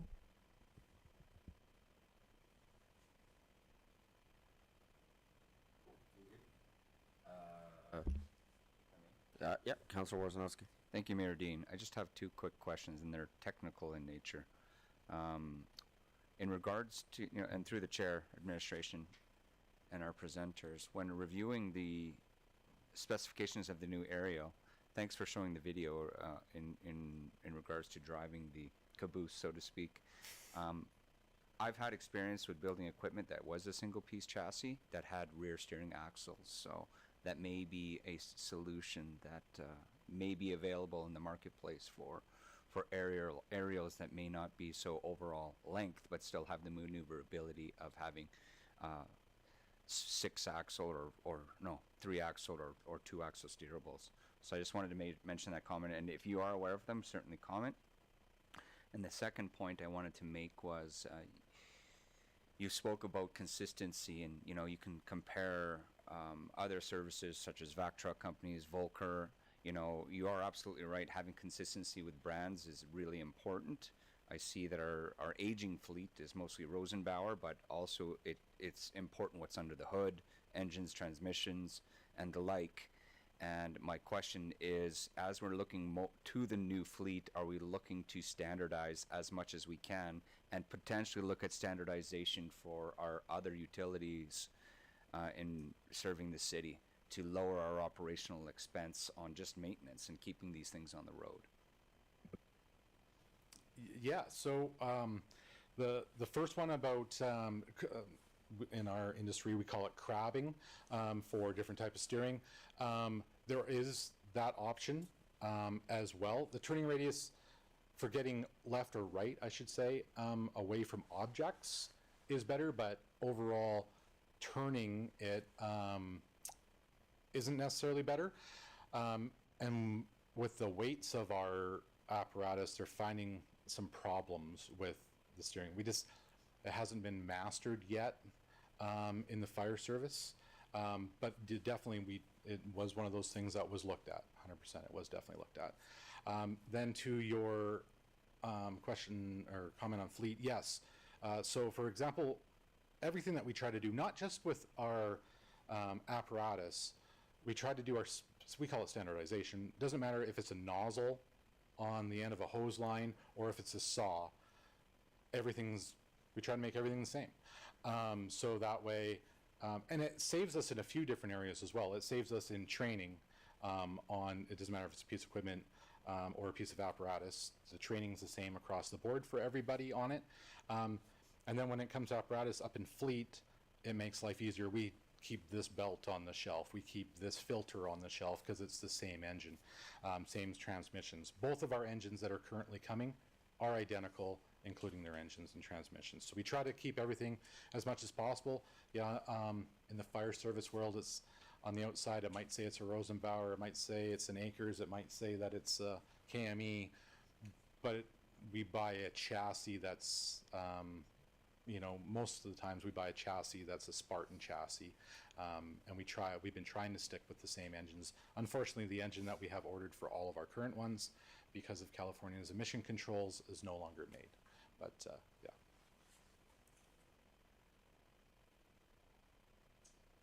Councillor Sandboe. Thank you, Your Worship. Two more from me.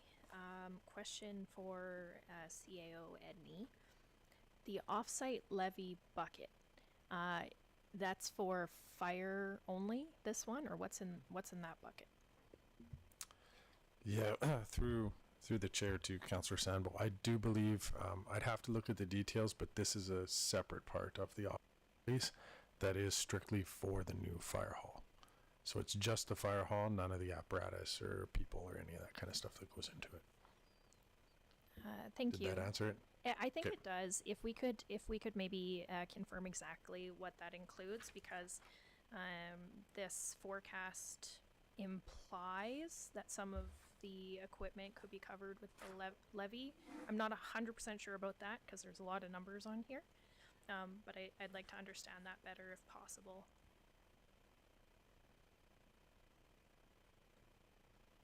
Yes, I think it's broken out on the bottom part of that page where you've got the capital in blue and then you've got the offsite levy funded projects in green at the bottom. So it's the Station 117 land and building that are in the offsite levy. Sorry, I'm noting in 2024 it says offsite levy roughly 2.2 million, and then that appears to be the same amount as the items that were put on hold in here. So I don't need that answer necessarily right now, but I'm... Yeah, I apologize. I think that's just an error in the spreadsheet. Gotcha. Okay. Yeah, must have got copied over. Okay, that's good. Just, Yeah. I'm trying to understand what resources we have available for these requests. So that's really helpful. My last question, and I'm going to ask something really cruel of the presenter, because I know how terrible it is to say which of your children you love the most. But we're not debating today whether these will be approved. That will come to a full council meeting. So I don't know which way that debate will go, but I'm curious if there just wasn't the funds for whatever reason, if we couldn't approve all of these things right now, what criteria would you use if you were in our shoes? For which of these items would you prioritize if you were us?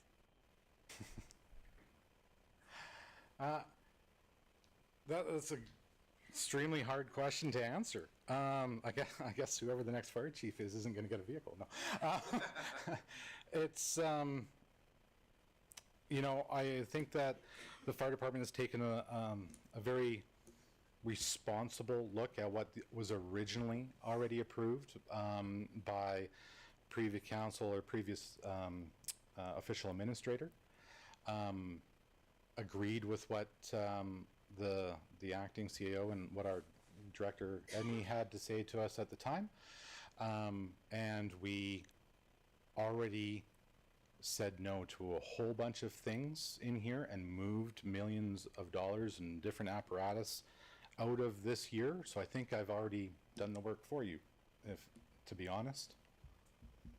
And if I may add to that, put my CAO hat on, and this is one of these unfortunate things that's happened in Meer.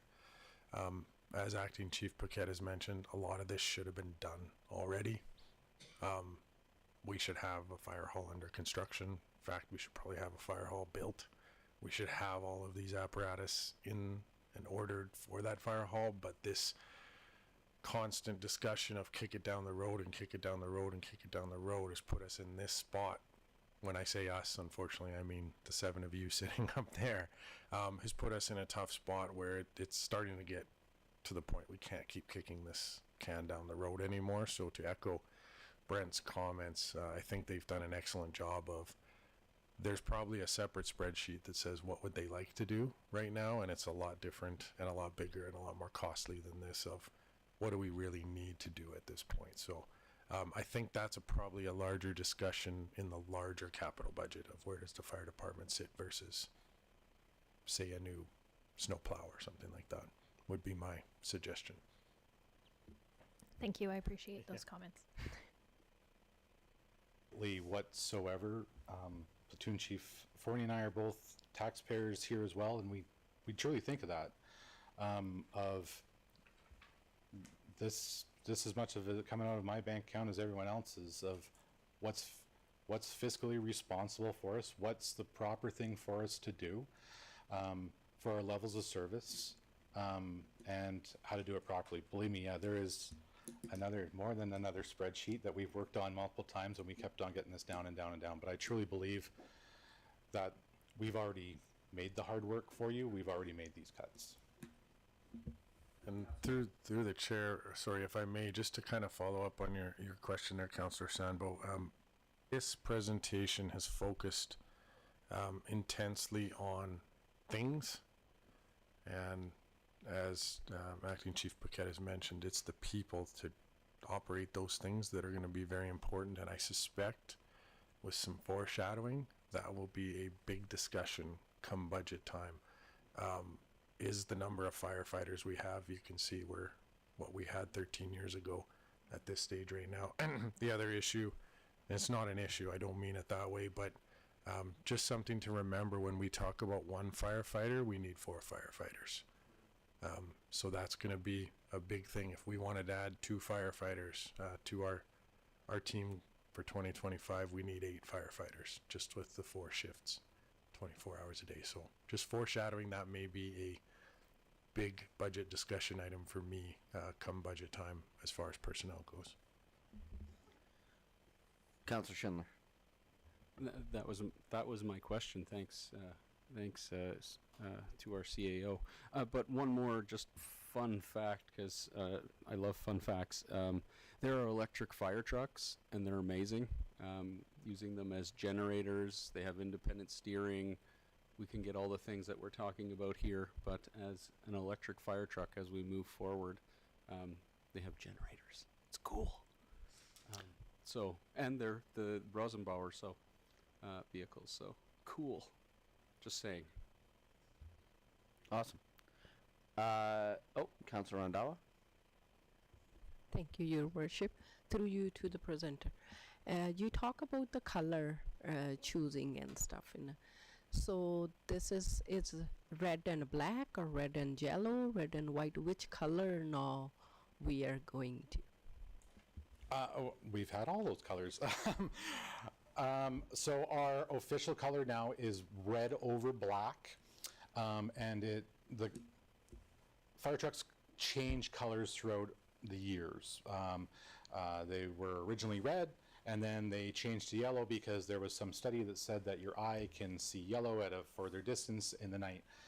Since then, there's been so many different advances on emergency lighting, as well as the reflected that we must put on our emergency vehicles to be able to meet Alberta Transportation and Utilities and the Highway Traffic Acts, that no one really sees. It's not the color of a fire truck that you see anymore and go, oh, here comes a fire truck. It's the sirens, it's the lights, and it's the reflective deckling on them. So all of our fire trucks since last year moving forward is red over black. Okay, thank you. And just a last question. For the new equipment is coming, right? So what kind of the training program in place to prepare the staff for the new operational requirement? So a training program would be run in-house through our training officer. We'd send only our bare minimum away to actually receive the training, come back and then train our firefighters while on shift. It's not a crazy ask, and a lot of what we have would just be updating our current certification and going to a newer certification. With the fire service, that is one thing is every year we have to maintain our certificates, right, by doing a certain amount of training. So that's legislation. We've got no say really in that. We just have to do it. Thank you.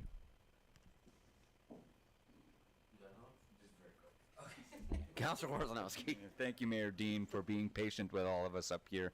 I just have a very quick comment. I have an experience where I'm in the middle of right now where we're rebuilding an old piece of equipment and the paint does not match whatsoever, even though we did get the paint codes from our client.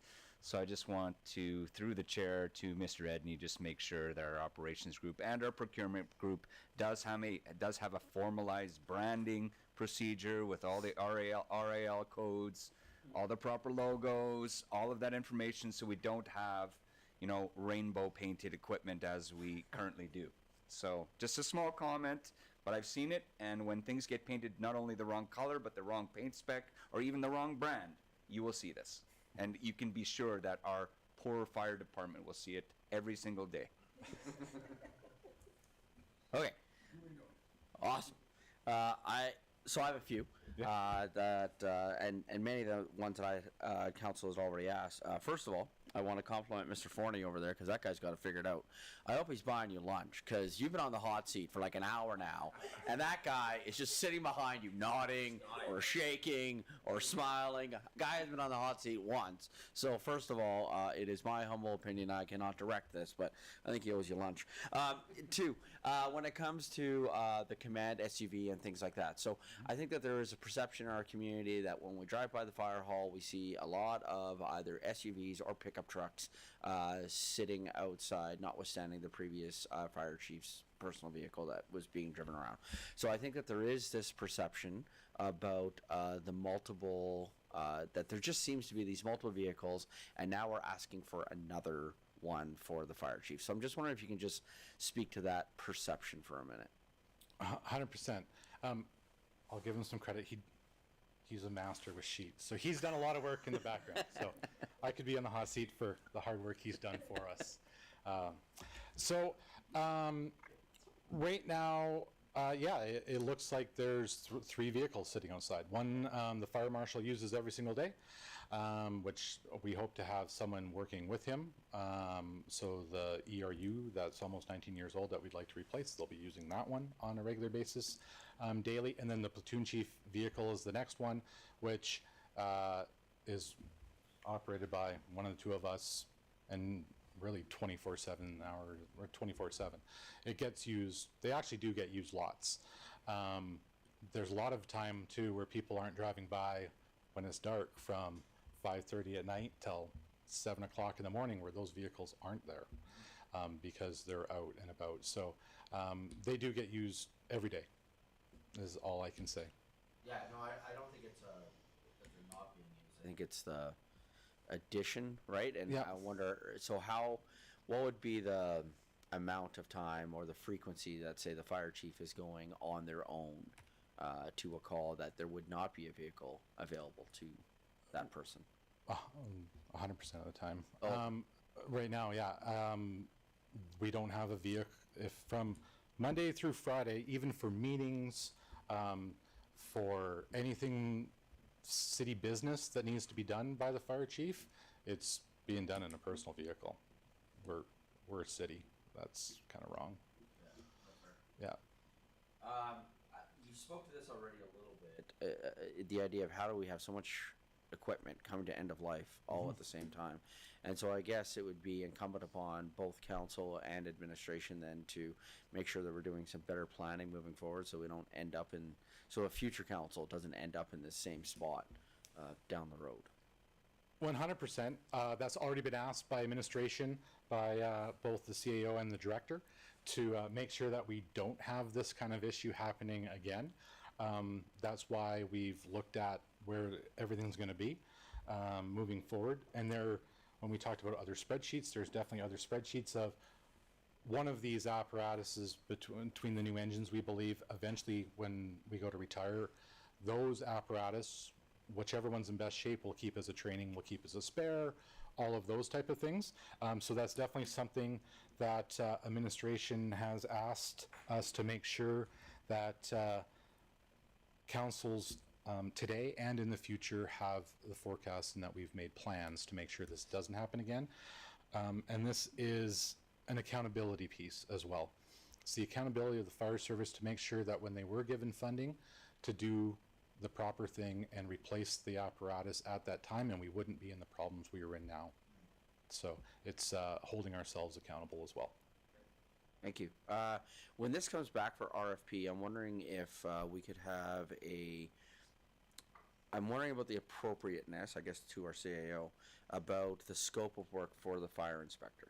Because I'm wondering how that fits under council. Because would that not just be a CAO process, the hiring of that, or what's the process then for the hiring of a fire inspector? So through the chair, so the scope of what the fire inspector is going to do in the hiring process would be up to administration, which I would delegate off to the new fire chief or the acting fire chief.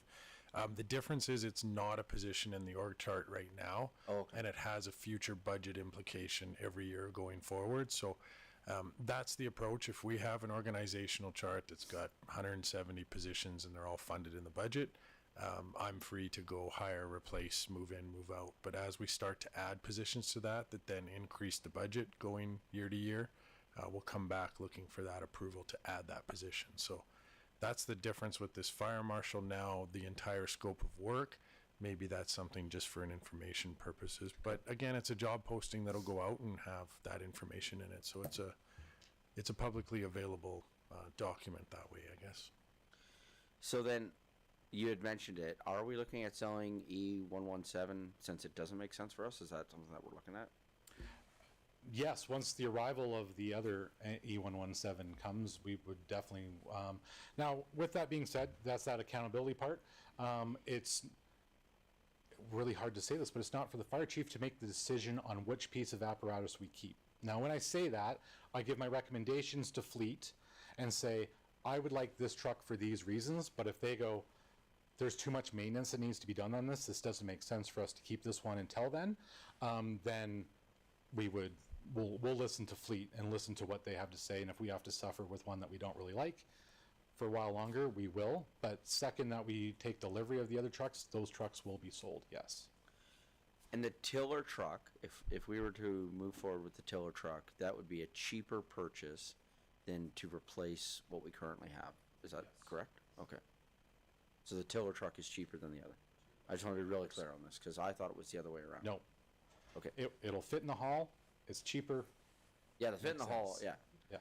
Okay. And then last question: are we then, when this comes, are we going to have separate motions for each of these items as this comes forward, or is it going to be an all or nothing? No, through the chair, my intent is to bring each of these budget items as a separate RFD. You can make an independent decision on.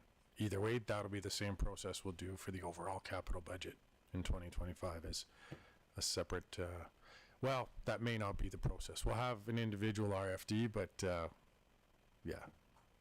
ignore the 2025 process, but we'll bring each of these next week for independent decision. Thank you. With that, how would you like to wrap this up?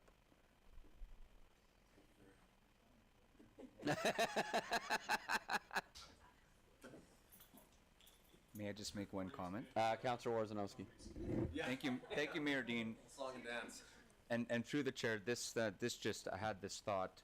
I like the idea of having individual resolutions or approvals for individual budgets. However, with consistency and buying power, let's keep that in mind as we negotiate with some of our suppliers if we're buying more than one piece of equipment from similar suppliers. That's just a good buying practice, I'm sure, that we currently do. Mr. Mayor and Council, I have nothing further to add unless there's any questions. I just want to thank Acting Chief Paquette and Platoon Chief Fournier for all the work they've put into this and educating me. I know they carried the bulk of it, but I've come to understand that these guys do know what they're talking about. They're passionate about it.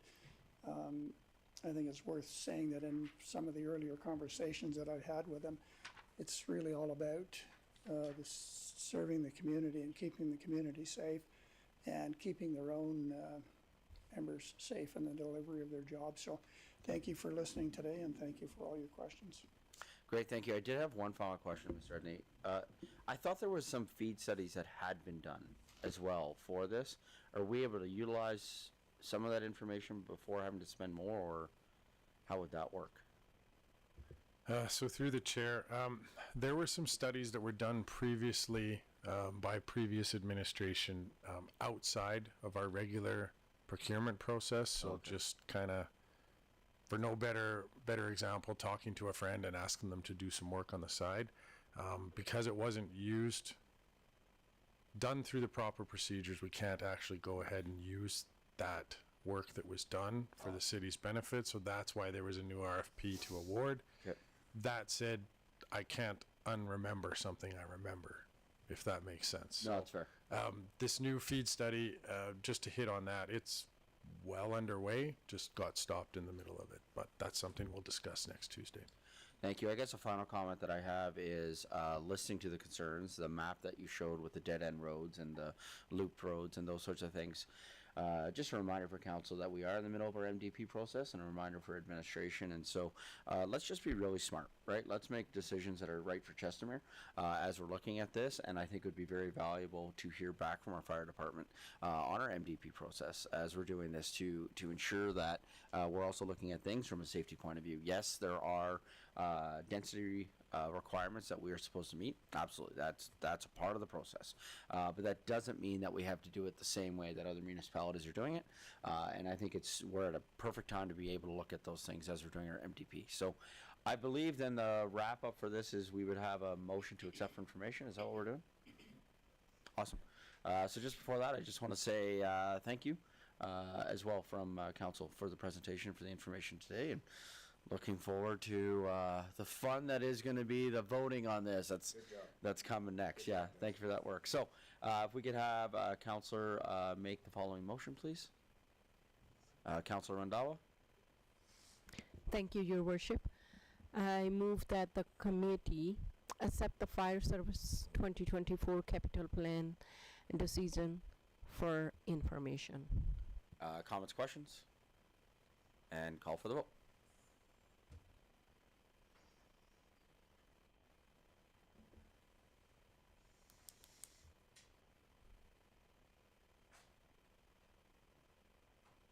Great, thank you. With that, I'm going to call for a 10-minute recess. We'll come back at 11:15. Thanks, everybody. Good job, guys. Yeah, good job, Joel. Good job, buddy. Great presentation.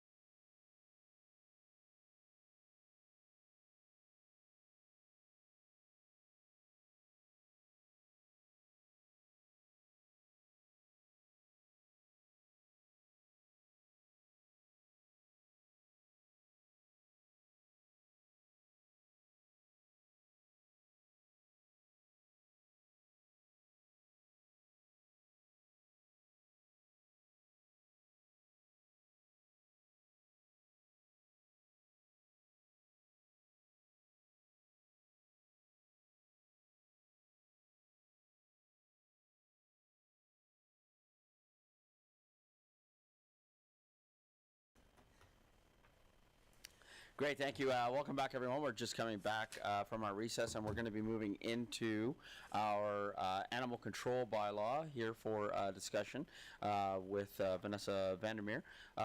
As she's coming up, though, to our CAO, I believe that the purpose of this conversation is going to be very high level. We want to have a very high level conversation. We're not going to be getting into the weeds of wording or this or that or edits in terms of spelling or grammar or anything like that. I believe this is to have a higher level conversation with regards to things like number of animals. Do we or don't we want pigeons, that sort of thing? Would that be a fair assessment of what we were going to be looking at doing here for the next 6 hours of our life?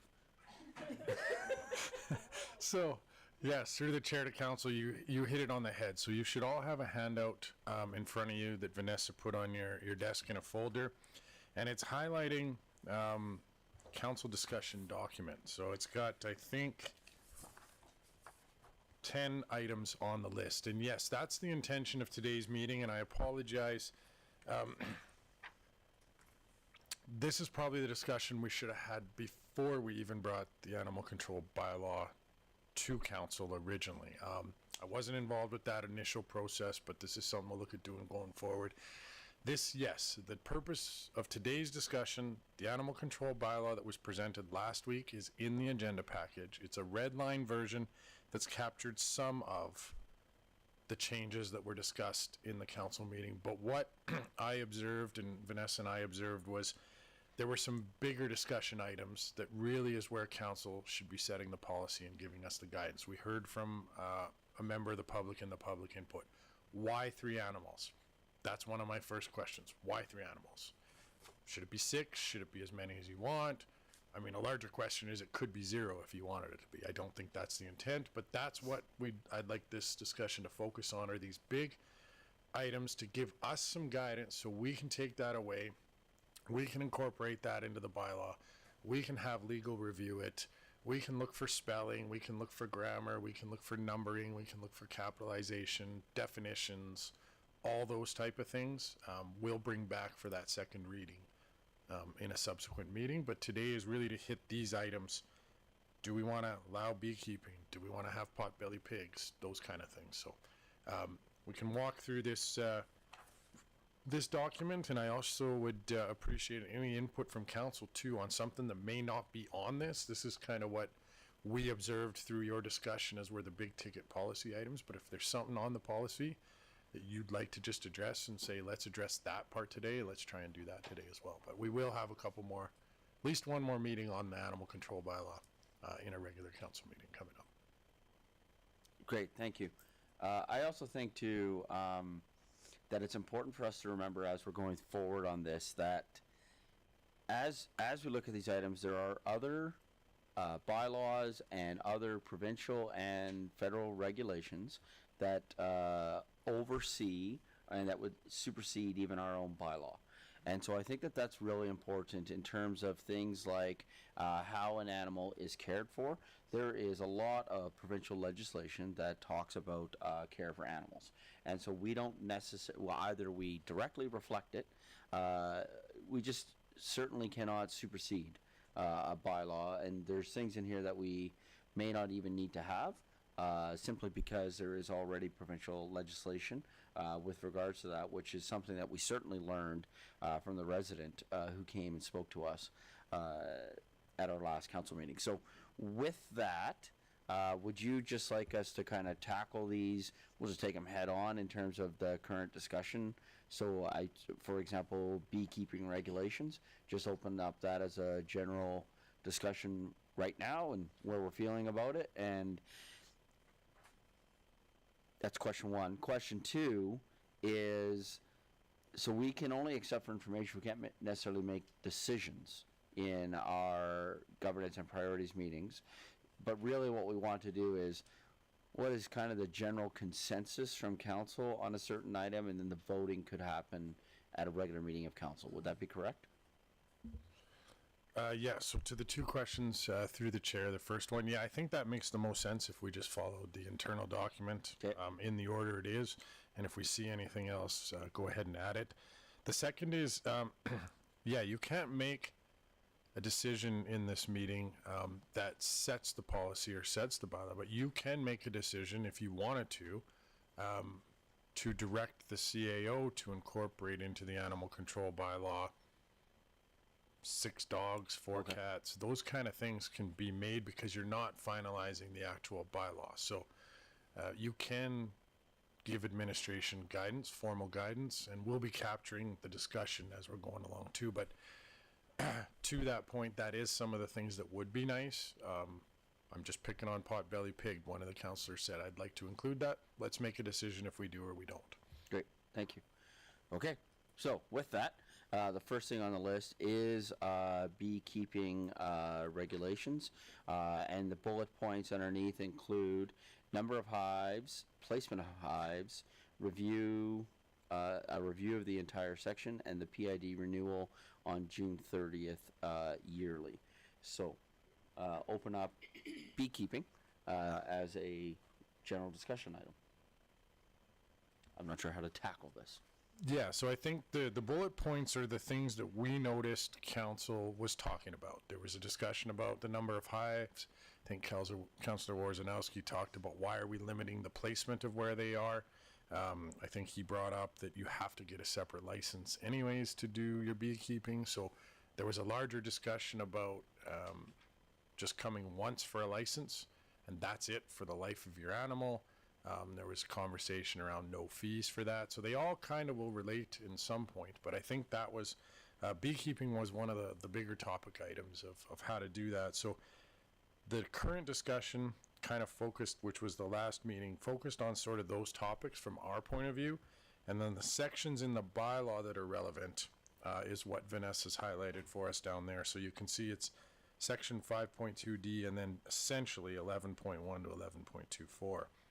Focusing on those 4 sections. So it might make sense to turn to them and just talk through what they say and what they mean.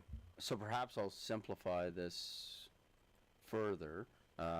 Is there a need to limit the number of hives? Yes. Councillor Warzanowski. Yes. You don't want unlimited hives, but some reasonable limit would make sense for some residents. And For hygiene reasons, being able to keep them, the ability of the landowner to keep that many hives. Other than that, no, there's no real other reason. Whether you have 1 hive or 50 hives, bees will be in your community regardless of whether you have hives or not. So from your background with this, what would a reasonable number be for inside of a city for the number of beehives I could have in my backyard? Mayor Dean, through the chair, I'd like Vanessa's opinion on that because she's been reviewing other policies and bylaws from other municipalities. What have you found? Thank you very much. Through the mayor to Councillor Warzanowski. So what I found is on average it was 3, and that was actually an error that I mentioned when I was up there earlier, is 3 per parcel. Now it also varies if you go to an acreage home because you don't have neighbors right around you. But if you're in town, the average is normally around 3. And what about on an acreage? I haven't been able to find anything, but my opinion would be around 5. Yeah, and that's just my thoughts. But so then, what if we set that 3. as a number? 3 inside residential areas and 5 on an acreage. I think, I think we, sorry, through the chair. I think we should tie it to land designation type is probably the easiest way to do it, in my opinion.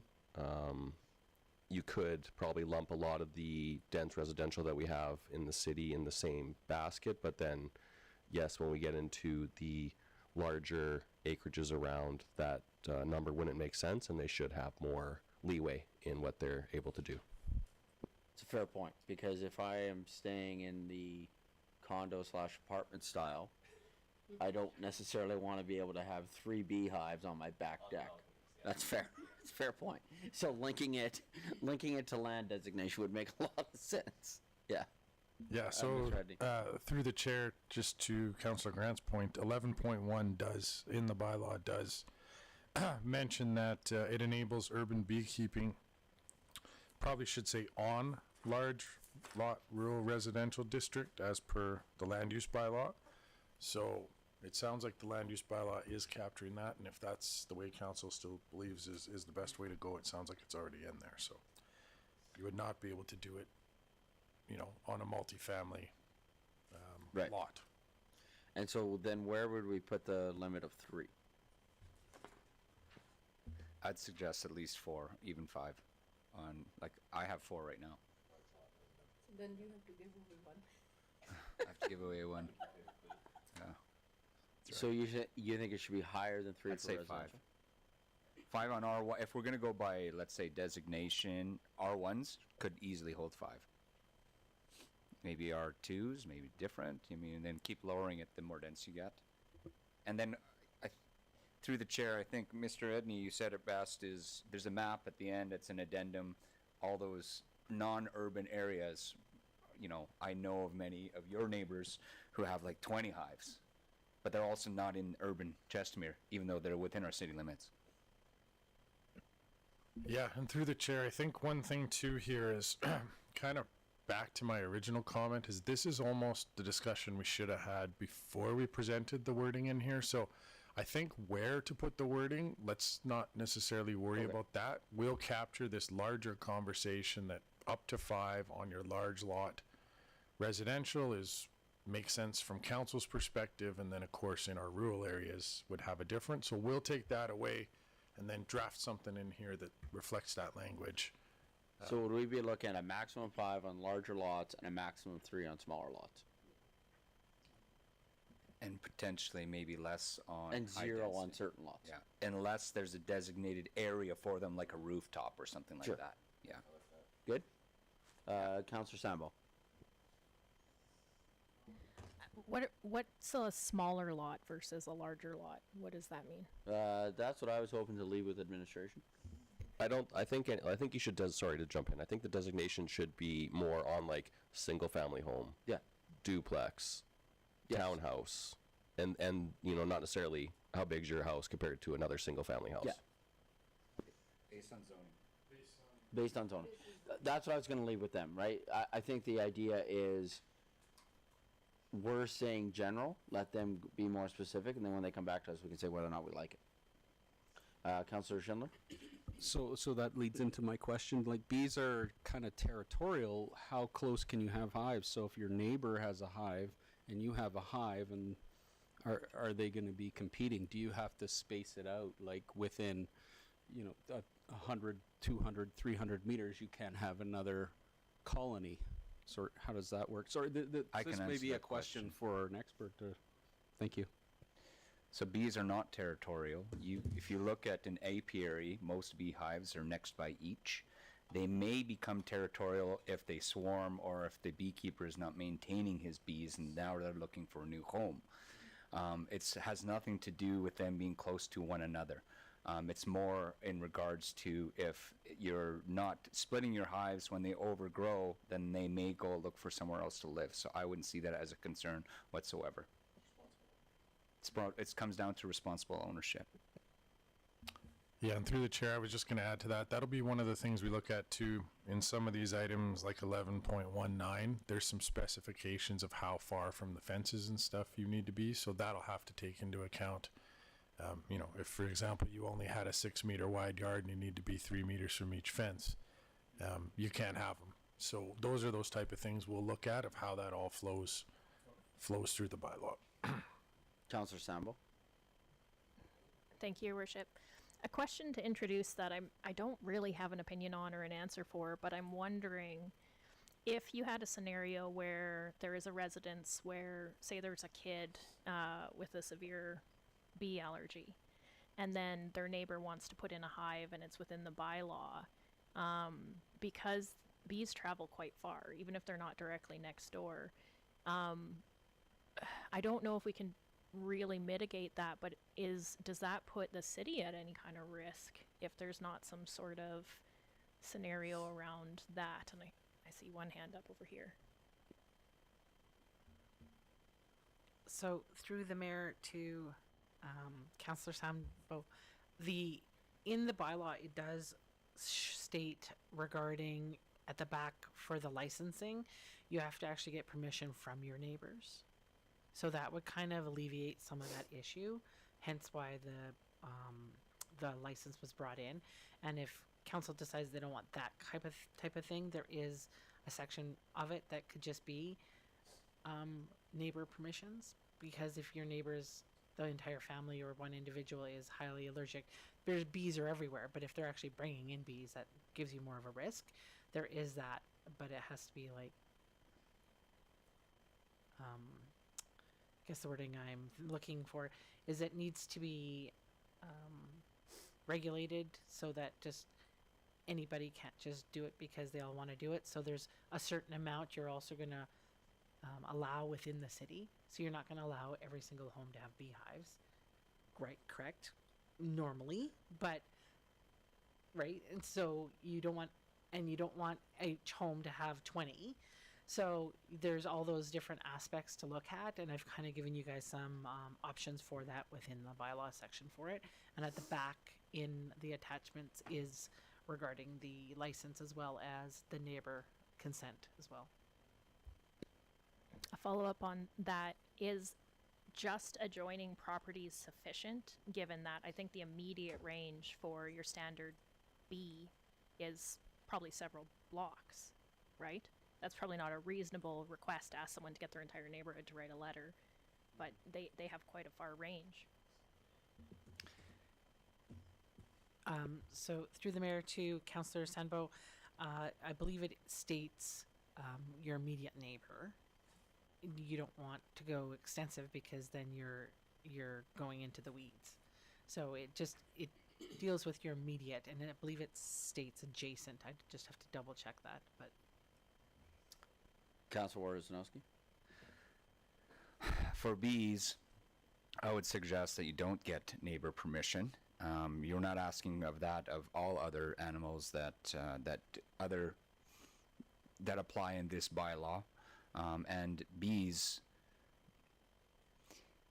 have a huge range, and that risk is there whether we keep them or not. Typically, the bees that are kept by humans, urban bees, they are normally purchased in the open market, and they are much more docile than you'd see in the wild compared to wasps and other things like that we've had.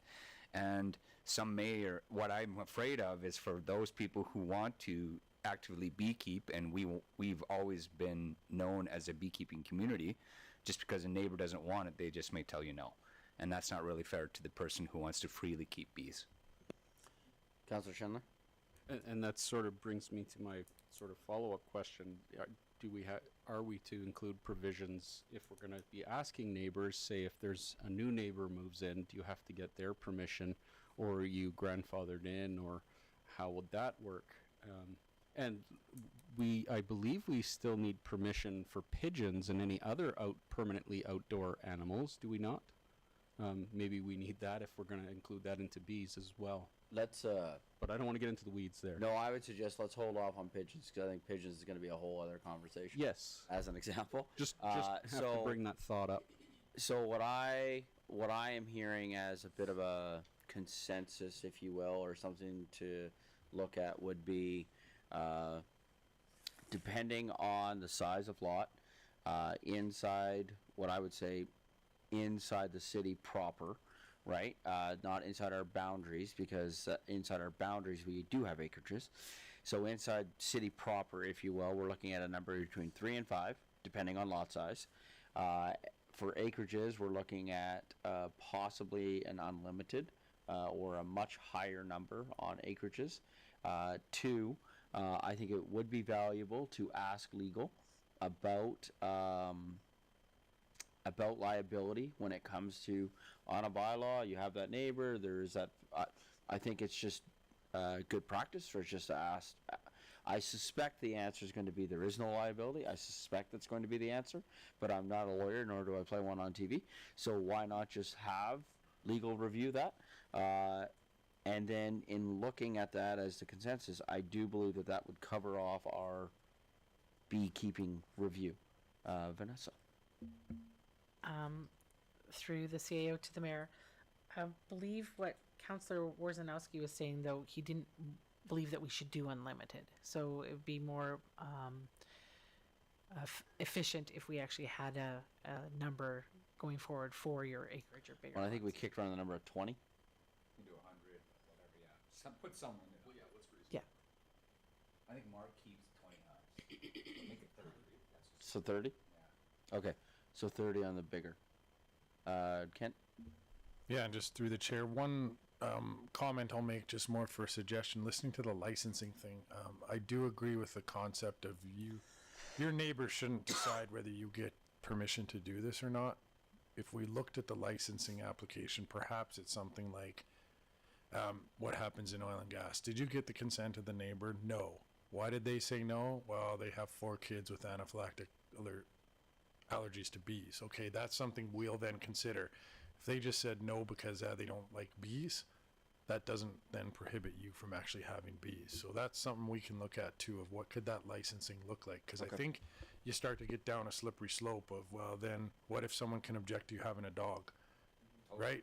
I don't want your dog barking next door. So we'll take a look at some of that and talk to legal and come back with a solution.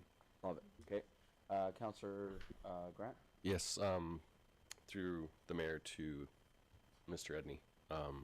I largely agree with what you're saying, although you probably can't ask what the medical condition is that is the reason for you not wanting it. And then also, how do we check the validity of that claim? It's not feasible, in my opinion. So I think we need to find a different metric to do it. Good. Oh, Councillor Worzanowski? I'll only comment, and we live in a free country. We should be able to have pets and things like that. But that's not my point. I just wanted a couple little points here through the chair, administration, to you, Ms. Vandermeer. Good job on putting together this. I know it took a lot of work. Bees should not be a livestock emotional support animal, so let's pull that. I would suggest that we pull that out. Also, in regards to what makes up a beehive, if you want me to help you kind of define what that looks like, because there are many different types of beehives. Just getting into some of that, we can take that offline. But if you'd love to I'd love to get in the weeds with you if you want. And I think that covers off on some of the things on bees, and we'll leave it at that. Does that at all need a motion from council to allow Councillor Worzanowski to do that? I would think so, yes. But Yeah, it doesn't hurt. okay, so we can do that at the end. So can we just make a note of that somewhere, that at the end of this we'll do that as a motion?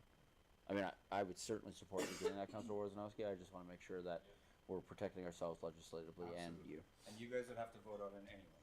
So No, exactly. Of course. Perfect. Okay, potbelly pigs. So this is about whether or not potbelly pig should be in the same category as cats and dogs type of thing. A quick comment I would make off the top would be, what are we talking in terms of size of pig? Because, well, pigs can get big. What's that? 200 pounds. No, well, you don't get a 3,000 pound. That's not a potbelly. That's what I'm getting at. So, like, well, that's what I'm getting at, is, like, let's make sure that we all understand, right? Because some people may not know. Sorry? No sows and piglets. No sows and no piglets. Yeah. Yes. But there's a specific species or breed. It's a mini pig. Like, personally, 200 pounds is how big. At the most. personally, I am not opposed to potbelly pigs.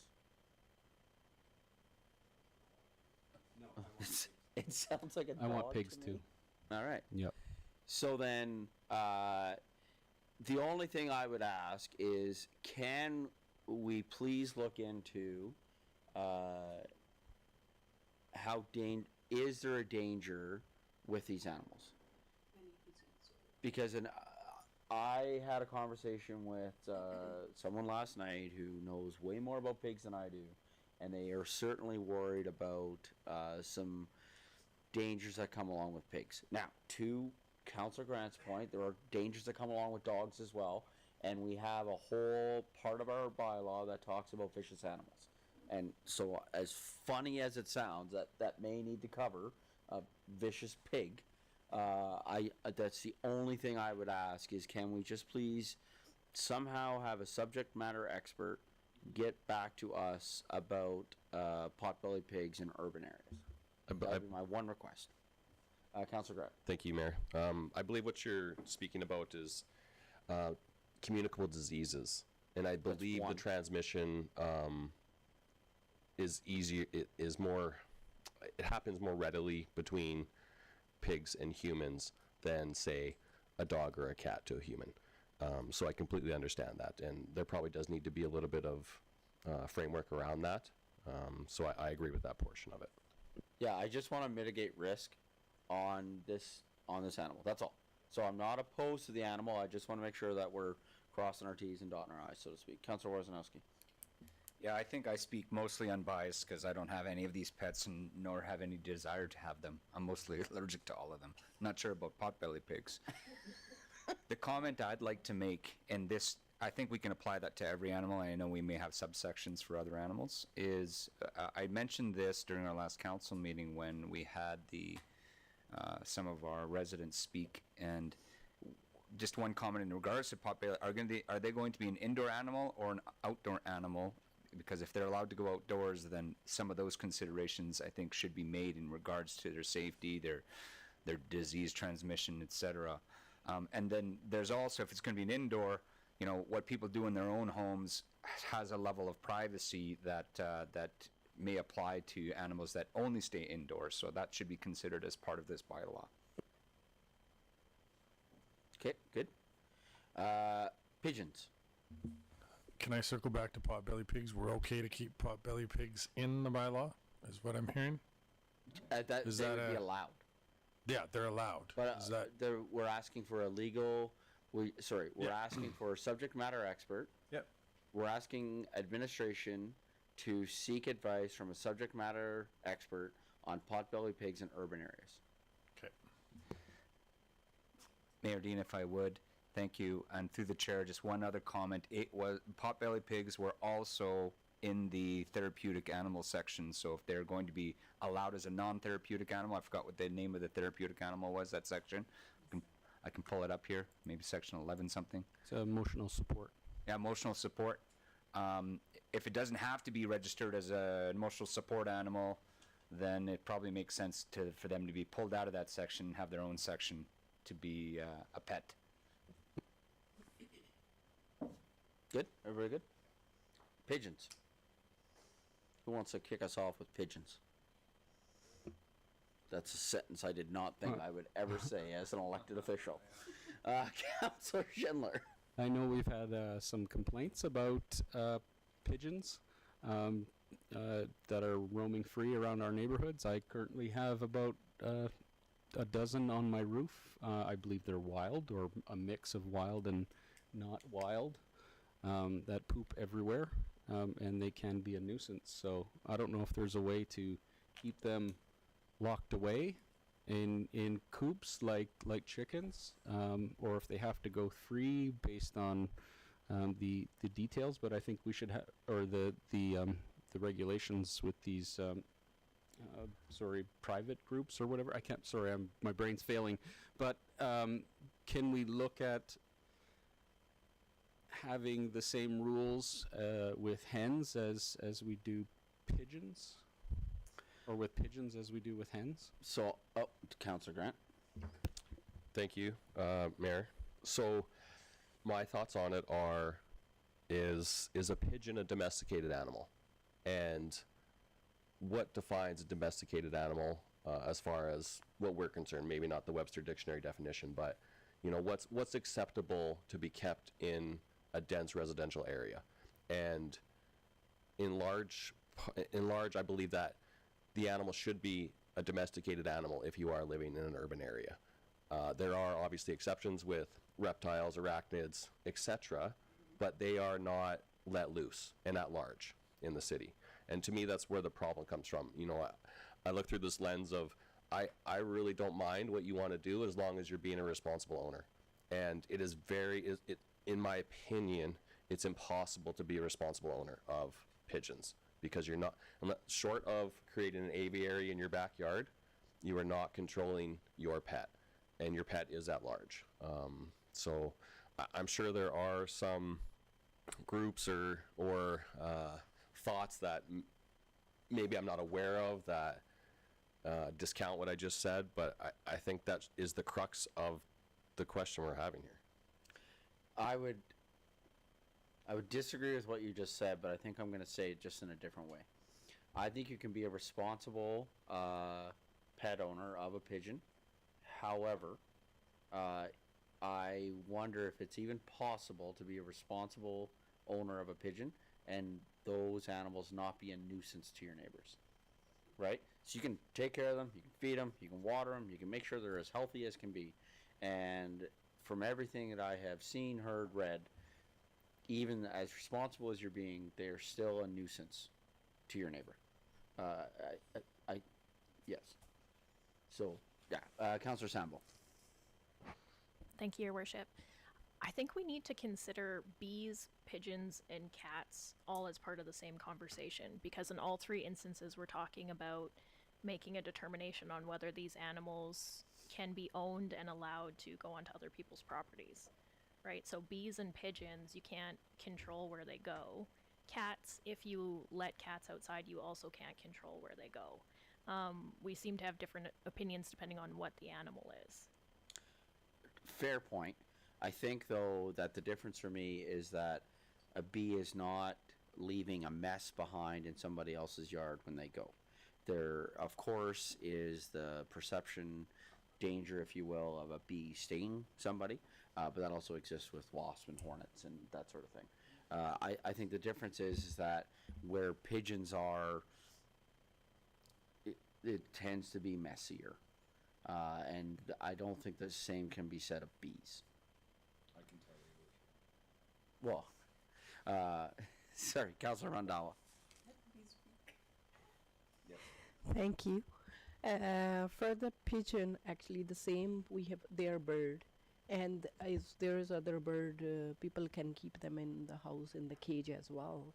And the other thing, the limit. The less noises will come. And we need to keep this bylaw very clear and allowed, because we do have quite a few complaints. And yes, I get that a pigeon need to fly, but that is why if you want to keep as a pet, then should we follow the bylaws for that? And it has to be how many pigeon they can keep, and the proper license, and the same way the other, they need the permission from the neighbors. With others like a bee, if we need to keep, then for all the pets, and we need to keep for equal for the homeowner. So I see them as separate, and I will personally be the first to leap on this. I'm a no to pigeons inside of our city. If you have pigeons on a acreage, sure, because I just think that that's different. You have pigeons on a farm, sure, but I'm not hearing a lot of love in our community for pigeons having to live beside somebody with is it a pigeon coop? I'm just not hearing a lot of love and support for it in our community.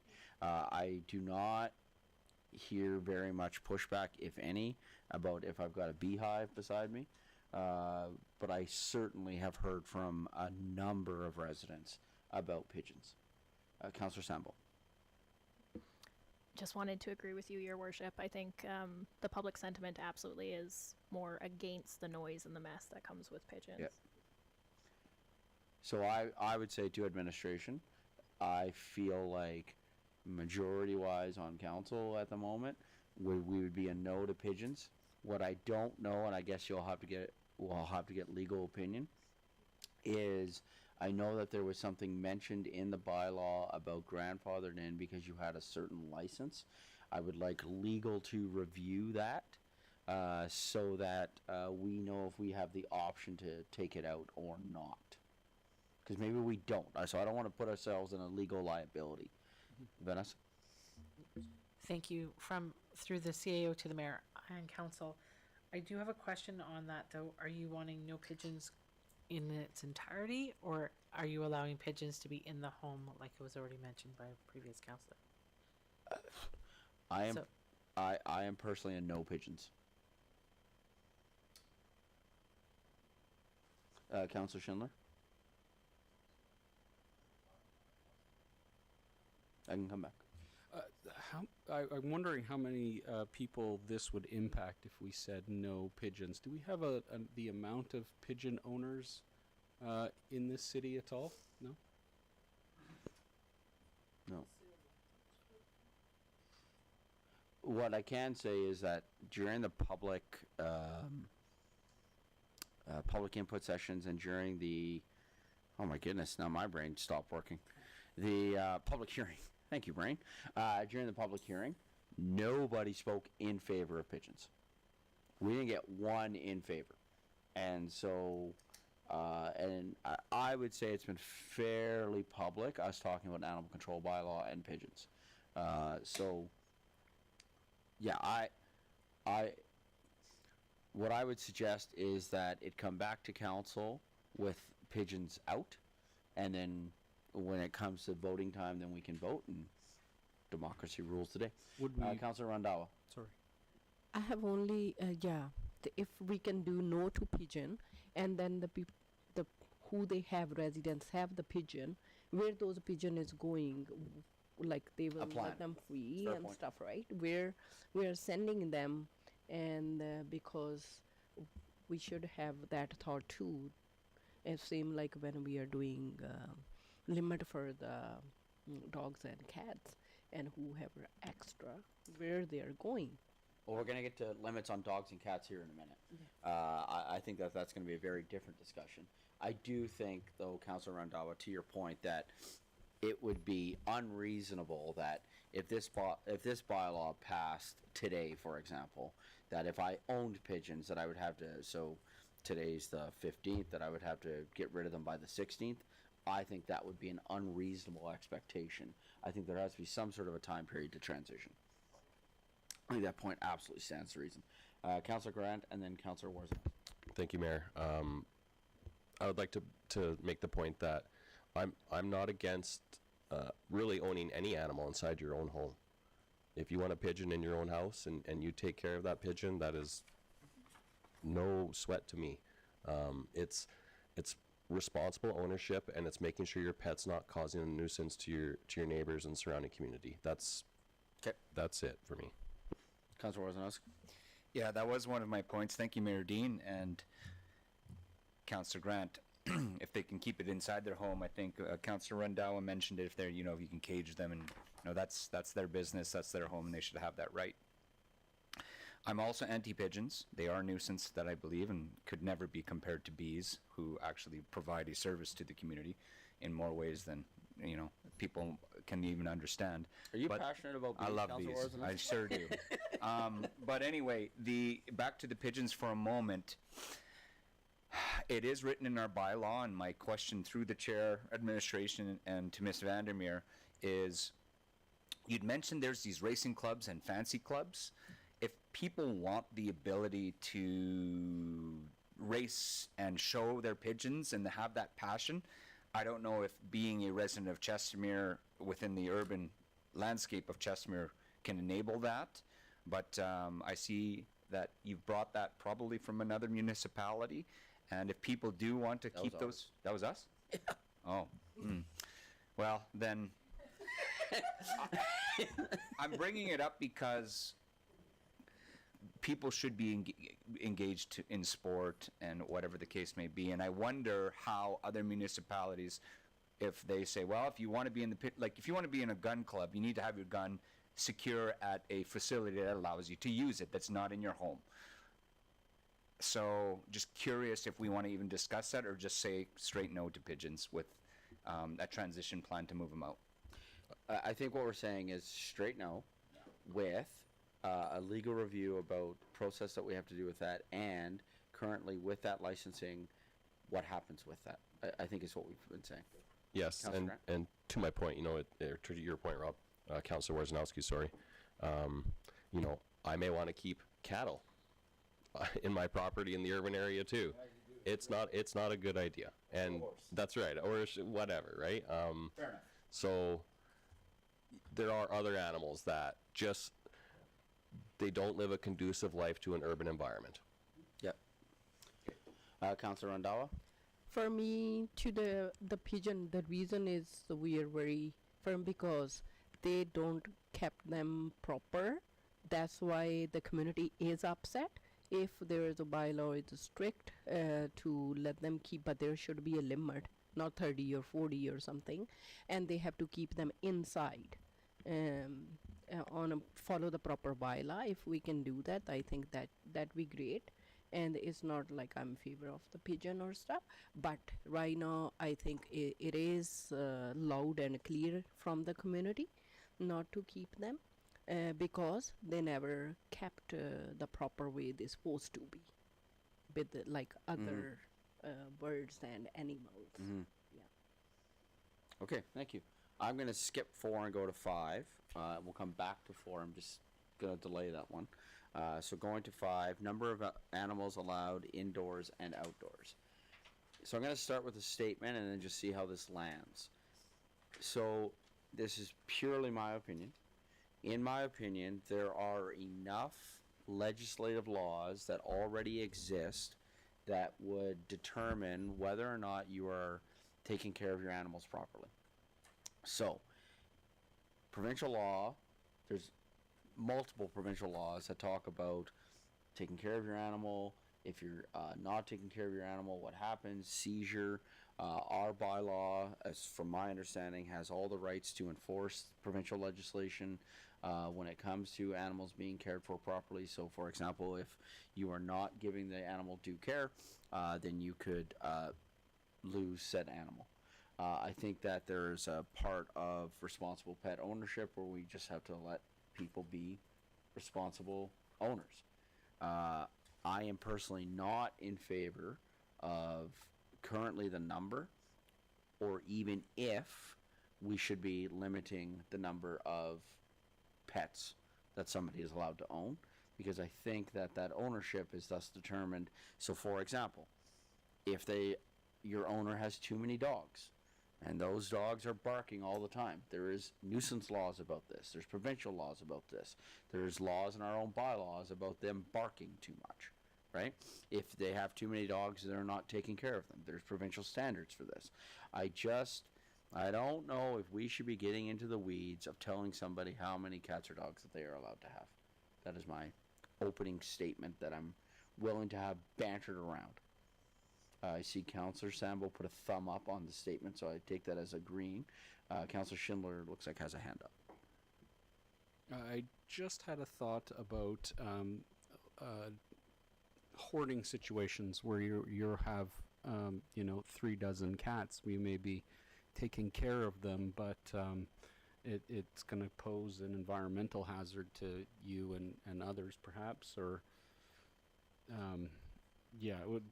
should we have at least a larger cap on these limits to be able to give our CPOs the ability to act when there's a hoarding situation of animals? I think the first question I would have is, can we look at provincial law when it comes to safety, and if there is a environmental and or health concern that would be an AHS concern, would that be covered under those things? Because if they are, then we just let it be enforced under that. Councillor Sandboe and Councillor Grant. Thank you, Your Worship. Just in response to that, Councillor Schindler, adults are adults have the right to make poor decisions about their own health. If they are making decisions that are affecting the health of their children or people around them, there's quite a bit of legislation around that. And if they're making decisions that affect the well-being of their animals, there's also legislation around that. So I believe it would be a matter of ensuring that we have the bylaw capability to be monitoring situations like that, rather than putting specific rules in place ourselves. I make plenty of poor adult decisions as I'm on my 4th cup of coffee at noon today. Councillor Grant. Thank you, Mayor. My comment is, I'm not one to limit what a person does in their property for sure, but I do agree with Councillor Schindler on an overarching health concern at a certain point, and maybe the solution is that we pick an arbitrary large number that you're permitted to have, and then the caveat is if you go over that number, then you need to submit for review for health concerns. Okay. Councillor Rondawa? Thank you, Your Worship. I think we need to put the limit, even is large.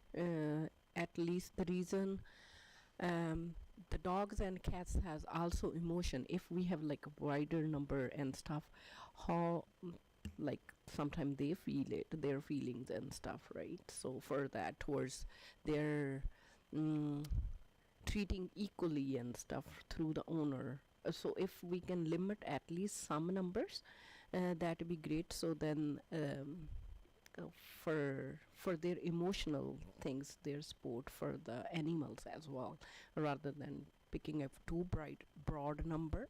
Then and sometimes like bigger dogs, they need more space than smaller dogs and stuff.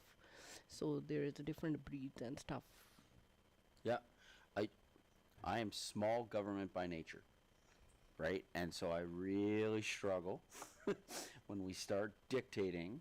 Now, I don't disagree with the idea of picking an arbitrarily large number.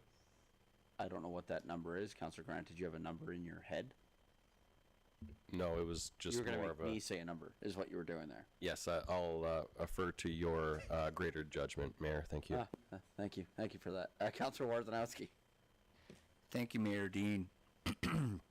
And through the chair to the rest of council, I suggested as a responsible beekeeper to limit it to 5 because I believe that's what a human can probably handle as a hobby beekeeper. However, if this person didn't work, had all the time on their hands, they could easily keep 100 hives on their own property.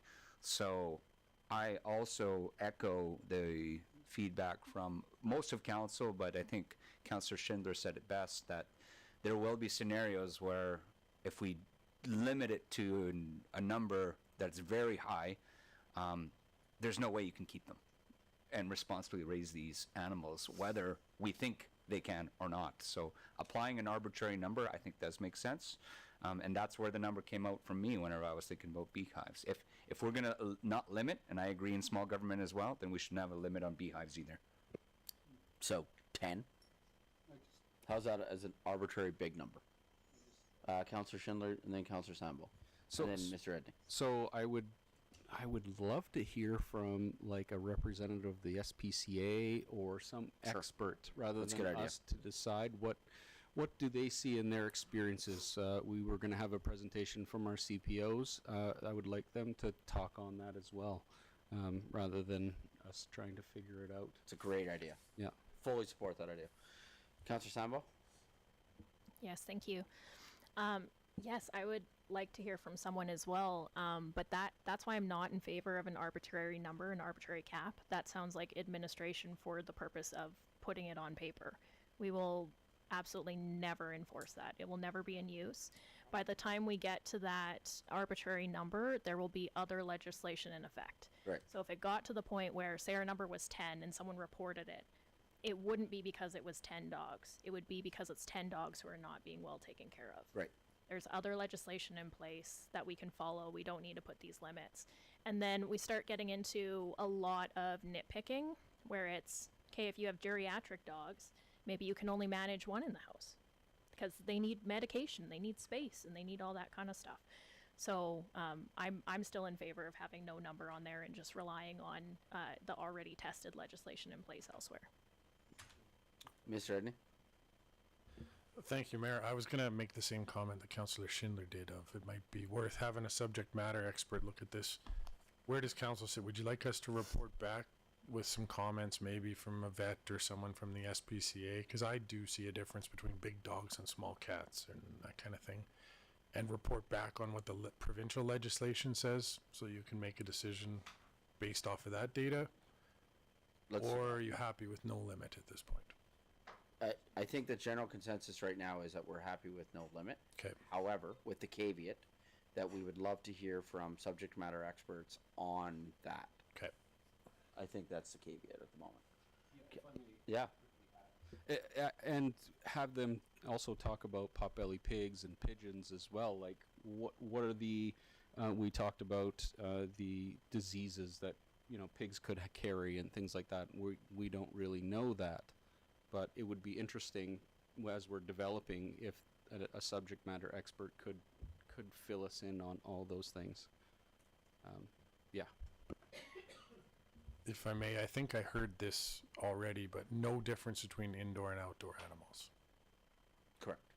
Just assuming you can have as many outdoors as long as you take care of them and they're quiet and that kind of thing. Oh, I think that might change when we get to chickens. Yes, but for the purposes of this particular discussion. Yeah, and we currently, yeah, that's fair. Okay. Okay. Councillor Sandboe? Yes, thank you. Mr. Edney, I'm not sure exactly what you mean by that comment, but I would be concerned if, for example, somebody had 3 dogs outside year round and they were Chihuahuas or something like that. So I don't know if that's what you're indicating or referring to other animals. Yeah, I think we just had a note of, was there a difference in council's opinion of how many you could have indoor versus outdoor? I think the year-round outside thing would then become back to that. Are you taking care of the animal, Yeah. and is it being too noisy, and would be captured under different legislation? Yeah, totally. Councillor Randawa?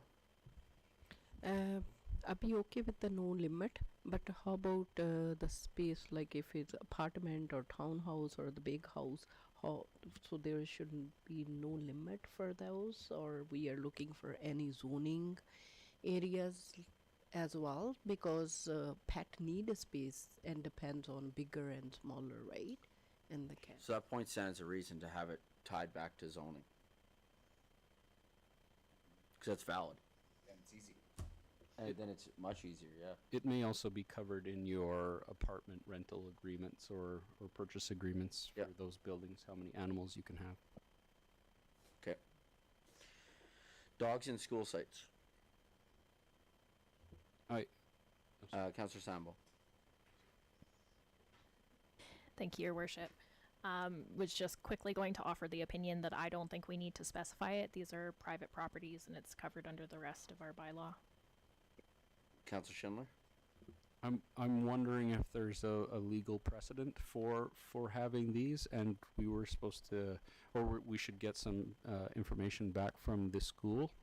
In my opinion, I still think we should keep this in as it is. I'm with, Vanessa? Through the CAO to the mayor and to the rest of council. So last week we did make some phone calls to all of the schools, well, majority of the schools in Chestermere, and most of them do not have a concern about dogs being on the property. Some have signage, but most don't. Yeah. So I agree. It's a private property issue. And right? Because technically then, if this is in the bylaw, Chestermere therapy dogs who do incredible work in our schools can't bring their dogs into the schools. That does not make sense to me. It does not make sense to me if I want to go watch my child play soccer and I have my dog on a leash sitting beside me watching the soccer game. Like, that doesn't make sense to me why we wouldn't let that happen. Councillor Schindler? I thought that therapy dogs and that are excluded from that rule. Mm-mm. Not according to this. Because it'd be an emotional support animal, but you have to be the owner of that emotional support animal. So that would not actually be included. Service animals are excluded. So From Chestermere that. therapy dogs are not service animals. Right. They're not designated Should we service add animals. that in then, as opposed to Right. I don't. defeating it? I'm with Councillor Sandboe that we should not be. I think we're overstepping. Let the school. If the school wants to say no dogs on our property, let the school do that, not us. Councillor Worzynowski? Thank you, Mayor Dean. I think I'm with both of you and through the chair and rest of council and administration is we all grew up playing on the playgrounds of these schools as humans. It's private property, and if whether you're jumping in your neighbor's yard and stealing their carrots, it's not the same as playing on the fields of these schools and things. And just because you have a dog with you or not, it's kind of the same thing in my opinion. And I'm not a dog lover, believe me. We know. But again, like, that's their right. And if the school then, turns a blind eye because they don't care, it's probably because they don't. If they do for whatever reason, then it's up to them to voice their concern. And I wanted to just make this comment. I've tried to book fields within the city of Chestermere, and I call the city of Chestermere to book fields on schools. So who really owns the property? Yes, it may be private, but yet you can still book access to use them for your own benefit. And you be sure when you do book those fields, you're bringing your dogs with you. Okay. General review of section 9. Mr. Edney, I'm not sure how to tackle this one because I think that this one's so large. And I don't know if there's anything that was in there. To me, this is administrative in nature. Yeah, through the chair, looking at item 9 now, I think this is something that would be good for a legal opinion, Yeah. a legal review, just to understand what are our responsibilities. So leave section 9 with us to come back with some updates to it. Unless anybody has a direct comment on something that's in there right now. Councillor Sandboe? Thank you, Your Worship. My only comment on this is I suspect that this is mostly duplicated of the existing provincial legislation, and I suspect that we can reduce this by several pages. I have that feeling as well. I think it's also duplicated in other parts of this bylaw. Councillor Warzanowski? Again, I don't share any love for cats or dogs just because of my severe allergies for them. But thank you, Mayor Dean. And I just want to comment that while it may be duplication, we don't want any duplication. However, I do know a few cat owners who have outdoor cats, so to speak, and I know that's a topic of discussion in regards to this bylaw. And as responsible cat owners with outdoor cats, they feel it should be mandatory to put the RFID chips in them, so if they ever get brought into a vet or anything like that, they can get them back to their owners pretty quickly and responsibly. Great, thank you. Section 8, grandfathering of existing animals. Whether or not to grandfather animals that are currently exceed new bylaw regulations, providing exemptions for current pet owners who are compliant with previous rules, timelines and requirements. So for me, I think that I don't know if we can answer all of this until we have determined what we're doing, because we're talking about a lot of what ifs, right? And so until we answer the what ifs that we have seen through, say, 1 through 7, I'm not sure we can answer 8 as of yet. So I would suggest that we park 8 until second reading, because I think it's going to be very much influenced by the other decisions that we make. Is that fair? Yeah. Okay. Number 9. Notification of strays. So enhancing the process of handling and notifying residents about stray animals. Would this not fall under administrative in terms of, because that's going to be administrative work, right? It would be the bylaw officer goes to enforce the bylaw. If they have to seize the animal for whatever reason, there's going to be the whole process for that. Would that not, the notification and all that process, would that not fall under the administrative side of this, Mr. Edney? To the mayor, I think that part of the conversation for sure does for us to figure out how does this actually go about. It was brought up by one of the speakers at public input that why should, I think it was a speaker, why should, if a stray cat comes on my yard and I take it into my house, why should I have to notify somebody? And that was the comment of, well, you don't know it's stray. It could be somebody else's, so you do need to report it. So I think this comment was really just around the, do we leave point 12.2 in there? And my recommendation would be you do. If you get a stray that comes in your yard and you don't know what to do, call the city and let us know, and we'll work in the background through a process that we'll develop with the CPOs to figure out what to do with this animal. Okay, good. Councillor Sandboe? Thank you, Your Worship. So what would be the consequence? What is the fine if you don't do this? Because I can already tell you people won't do this. So are we truly going to enforce this? Through the chair, that's a good question, because you're not really going to know.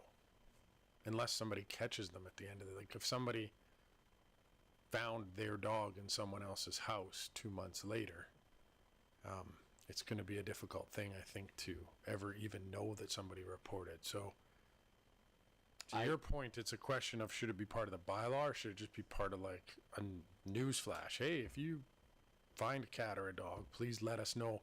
It's more that ability internally that I'm not sure we have right now. Some of the discussion was around like posting it up on our Facebook page and you know, giving a way for people to reunite with their pet, and whether that's something the city should be doing or if that's something we should just be doing through the vet clinic and the normal process that we do now. So While that is a difficult- valid point. While difficult to enforce, so is a lot of theft items, right? So somebody's going around the neighborhood. How often do we see this? Somebody's going around the neighborhood. It gets caught on camera. They're checking door handles. They find one that's open. They go in. They steal all the change out of the car or sunglasses or whatever the case may be. It is very difficult to catch that person, even with a camera. That doesn't mean, though, that we want to change a theft law, right?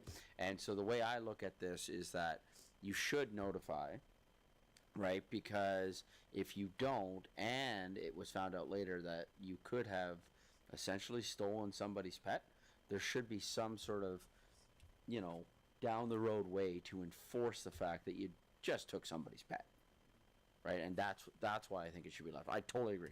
It's going to be very difficult to enforce. It should stay though. Councillor Sandboe. Thank you.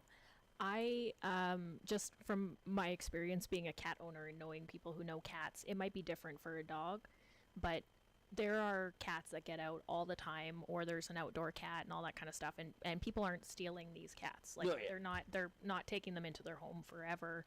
There's Facebook groups, people take them to the vet, there's all that kind of stuff. So just in general, I think that if you're going to put something into a bylaw, it's because you intend to enforce it. This one seems to create an administrative burden that we currently cannot accommodate. And also, I just don't think it's reflective of a real issue that exists. I think people actually do make an effort to find the home of an animal they find through other ways, other than calling the city. So I agree. This would just be an addition to that. This is an additional way for them to help find that owner. And if they don't, for some reason, theoretically, they could be fined or cited under this bylaw.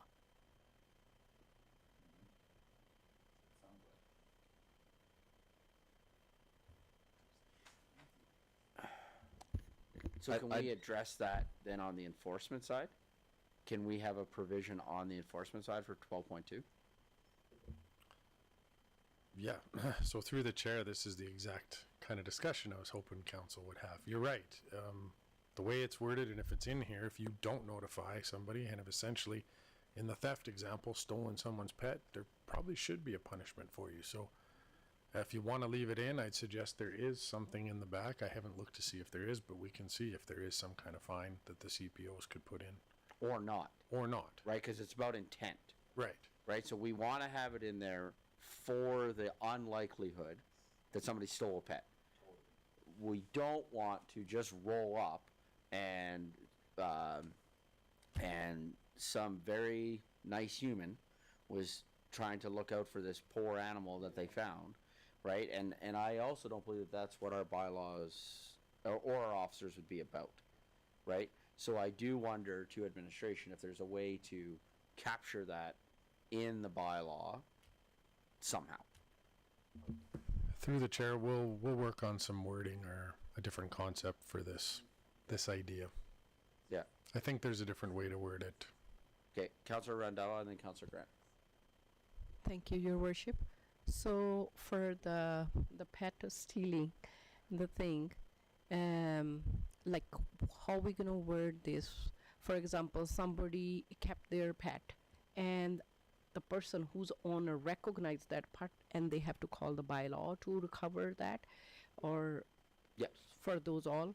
It's not only a punishment, we might be put some like fine to them to keeping their pet without telling them and stuff. I think we will put the fine and then the punishment. Yeah, I think we leave that with administration to figure out that wording piece because, again, the intent is not to be The intent is not to punish someone trying to be helpful.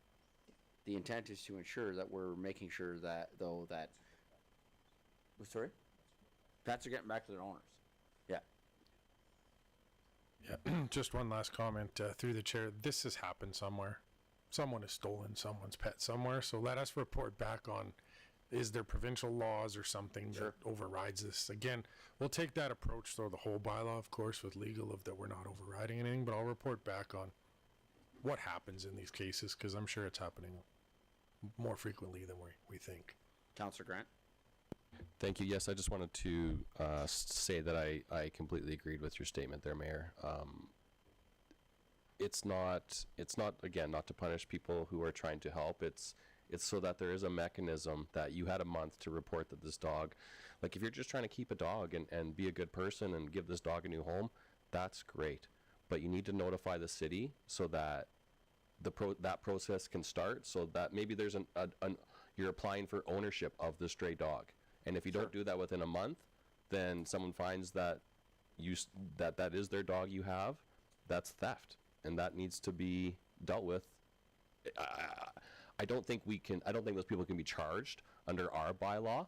I assume they can only be fined, but in my opinion, they should be charged. Yeah. So maybe that's to your point that there is provincial legislation that says that person is just plainly charged. So, Councillor Schindler? I just went through and I can't find a penalty or a fee for not reporting an animal. So I don't think that's even reflected. Okay. Councillor Ondawa? Oh, Councillor Warzanowski?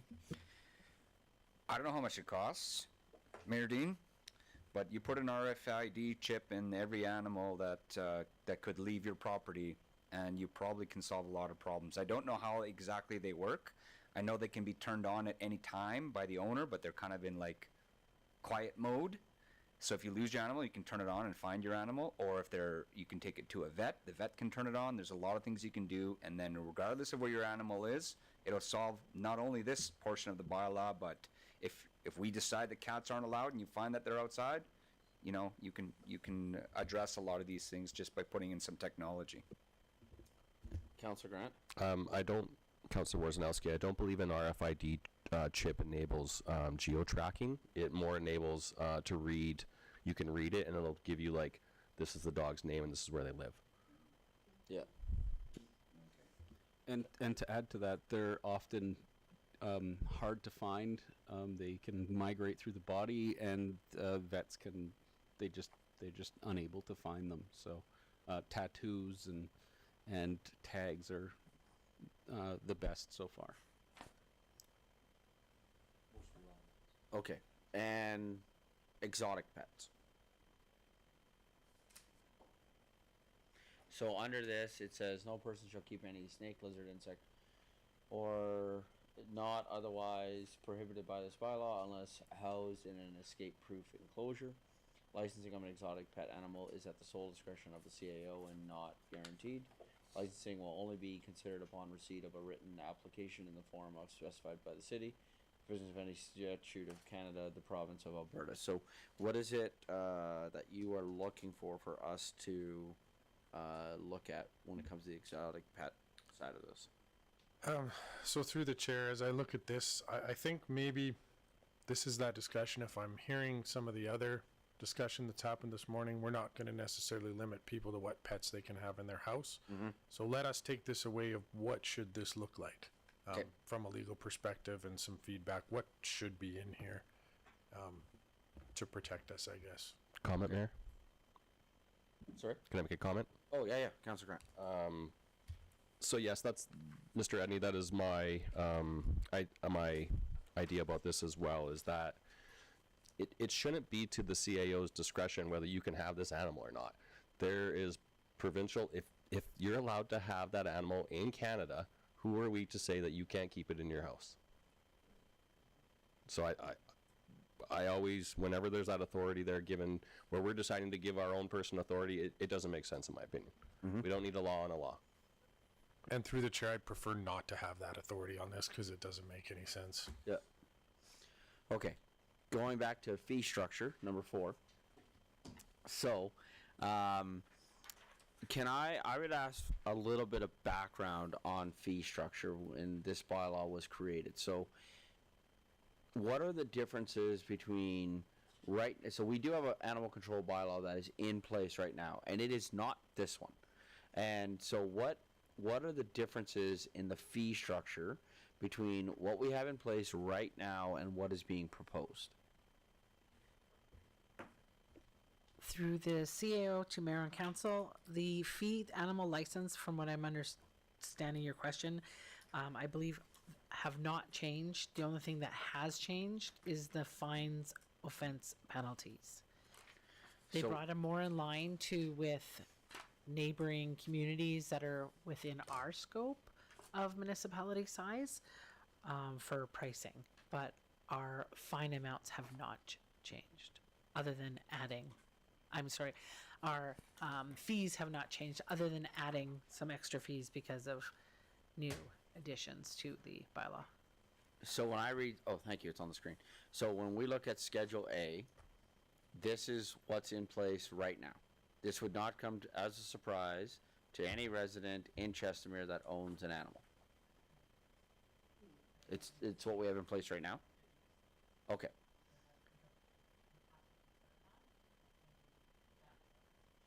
So then my suggestion, let's just leave it be. This is what people are seeing right now. We have budget discussions that are coming. This whole bylaw is coming back to us again.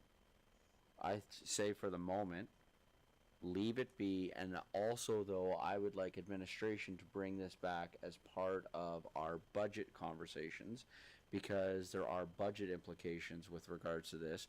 Because one of the things that, from my experience as being on council, one of the things that we do at every budget season is we review all fees that come into the city. So that has been a normal part of my process as a councillor. So I would not see this as being any different. So it's not that I'm trying to purposefully delay. I just don't want to have multiple fees conversations, because we know that fees are going to be a part of our budget conversation moving forward anyway. So with council's approval, I would like to just have this be a part of our fees conversation that's coming anyway as part of our budget conversation. No, I'm asking if everybody's okay with what I just said. Is everybody okay with having this as a fees conversation? Because it's going to be, to your point, not to your point, previous comments that you have made, franchise fees, for example, right? These are all going to be part of our budget conversation. So I'm saying, instead of having this in isolation, what we're really going to want to talk about is, how do we as council feel about fees in general? What do we use them for? What's our policy? What's our beliefs? So instead of having that conversation today, which I think is going to be a healthy, strong, robust debate, why would we have that conversation just around one bylaw when that conversation is going to be part of a greater values, visioning, governance conversation? That's my point. Councillor Grant. Yes, so to the mayor, thank you for acknowledging me. I don't know what to do with that. Yeah, that's right. You like that? So I think there are fees on here that aren't under the existing schedule, as far as cats. I did say that. Okay, you did say cats. I missed that part. Okay. So we won't be passing this until after we have that fee discussion That's anyways, correct. is what you're saying. That's correct. Okay, I'm good. Yeah, because this still has to go to second and third reading, right? So that's why I'm saying delay. Oh, yeah. So I was so I'm going to get to that timing conversation here in a second. So if I can put the timing comment on hold just for a second, because I'm going to come to that. Councillor Warzanowski. Thank you, Mayor Dean, and through the chair administration to you, Ms. Vandermeer.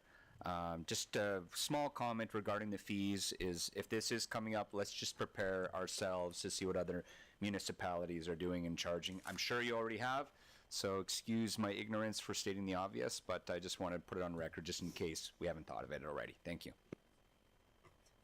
Okay. Timing wise, I think what we have just given administration a ton of work to do. And so I would suggest that, knowing that we're going into budget season, knowing some of the challenges that face us and some of the big ticket items that are coming towards us. My suggestion is that we would not be looking at second or third reading for this item until December. Would that be, am I too long? I think that's a month and a half, and I think that that will give Ledge Services a really good opportunity to take this away and do some really healthy work on that. So I'm not saying that we're going to make a motion to put it on. I just, to me, so then to Councillor Grant's point or question, that's why I think the timing works. Because we all know that our budget conversations are coming in December anyway. So if we looked at this as something that we do the second regular meeting of council in December for second and third reading, that gives us an opportunity to have a fees conversation, gives Ledge Services that opportunity, gives administration then, we can take the pressure off on this one a little bit so that Ledge Services, the number of other items that they're already working on, as well as budget season coming up. Does that fit with everybody? Through the mayor, that sounds perfect. Yeah? Good, everybody's okay with that? Councillor Worzanowski? I'm okay with that, Mayor Dean. The only comment I have is, I know you can't review third readings that have not been carried within 6 months. Do we have a certain amount of timeline through the chair or to the CAO in regards to how long it takes to do the third reading? If not, yeah, let's go. No, we can do third reading in the same meeting as second reading. Right, but do we have a timeline from first reading to third reading? Is the time start ticking? Oh, yeah, it's 1 year. I think it's a year from first to as- third. as- Yeah, we're well within. Then, Yeah, we got lots of yeah, time. perfect, thank you. We got lots of time. Okay, so with that, I think then we're taking this discussion as information. Is that what we're doing? Okay, so can we do that, please? Can I have a councillor make the following motion, please? Councillor Randawa? Thank you, Your Worship. I move that the Governments and Priority Committee accept bylaw -02524 being the Animal Control Bylaw discussion F for information. Great, thank you. Comments, questions? Call for the vote.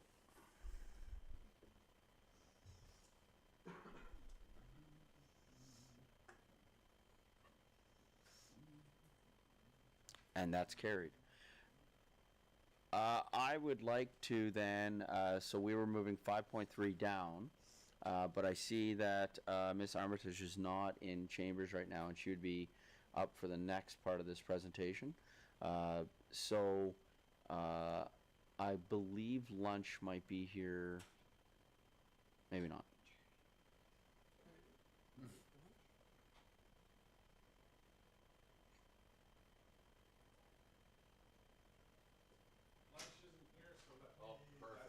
Oh, your ears are ringing. Okay, so then let's go to, let's keep going then, because council, what we're gonna do is we're gonna have a working lunch. And so can we go to item 6.1, please, which is school sites, being presented by Ms. Armitage.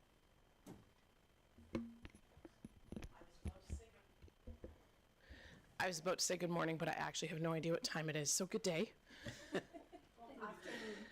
Good afternoon. The agenda makes mention of the fact that we're talking about Dawson's K-12 school. There is no K-12 school. So I don't know which one I'm presenting on, so I'm going to present on all three. And I'll give you an update on all three. I even wrote notes. So the first one we're going to talk about is the Dawson's K-9 Rocky View School Board School.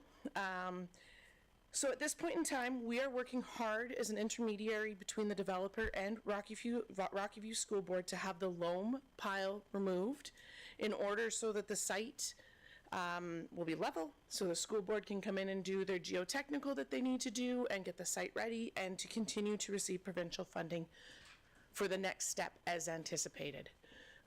That is an ongoing activity that both the manager of infrastructure and myself are involved in, although not something the city is necessarily typically involved in, as we actually don't own the land at this point. It's an agreement between the developer and the school board, but we are here to help and facilitate and enable where we can. We anticipate that this will continue to move continue to move forward and not slowly. We have a very dedicated developer to this. And we have no reason to anticipate that they will not continue to work very hard to meet the deadlines with the school board.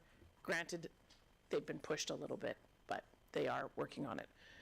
Whew, I'm going to read the script for the next school. On this one in particular, have we reached out to either the Minister of Education's office, the Minister of Infrastructure's office, or Premier Smith's office to inquire about, so there was going to be changes to the process that were being made for the approval of school sites for funding. And what I'm wondering about is, we know that it is imminent that this is going to be done. Like, this is going to be done very, very quickly. And I'm wondering if there would be a value in finding out from either of those offices, or would that be something that you would like me to do, to find out from either of those three offices if that can be sped up in regards to the funding for those? Excellent question. The next schools that I was going to talk about talks about Alberta infrastructure in particular. And so wasn't going to go into this detail, but I think it's a great question. We have actually, the next school site is the K-9 Catholic school site, which is in the process of, we've issued a development permit for it. They are currently looking to, the province, Alberta Infrastructure, has put out an RFP to obtain those who will build the school. That's not our RFP. We're not managing it. We're not doing any of that. But again, as a willing partner, we actually have been having conversations, myself and one of the directors with Alberta Infrastructure have been having conversations about how do Alberta Infrastructure go through their process for procurement, and how is the city expected to and able to support that process when it's not our RFP. So we're having some conversations around that process and what that looks like. We don't have a meeting set up yet. Kent will be invited to that meeting in his role. And so I think that that's part of that conversation that will happen. Have we had those conversations about how we speed up that funding? No, we haven't yet.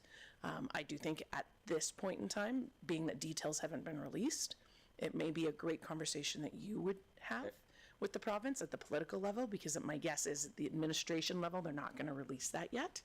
Well, but so when we move forward with this meeting about how they're doing their processes and how we can support, enable, within the confines, and acknowledging that we are not the lead of an RFP, we can't overstep, and we're bound by things like FOIP and a bunch of other things. So how do we work collaboratively on something that we're not leading? And bigger discussions, but I think that that will fall into those conversations as well about that process and how we help speed them up wherever we can. So I leave for MCMC tomorrow afternoon, and I will be in the same room as all of those people on Friday. That sounds wonderful to So me. that's why I'm wondering about that question, about the follow-up. So Absolutely. Okay. I would ask those questions. Okay. And if we can have a chat before that meeting, I think it might yeah, be so I great. guess through CAO, could I just have could I get a written update where we're sitting with these, so that so that I'm prepped for those? I know, but I can't ask her to do that, Mr. CAO. Acknowledged. Councillor Grant. I'm going to add some notes to this, Councillor Grant. but it started.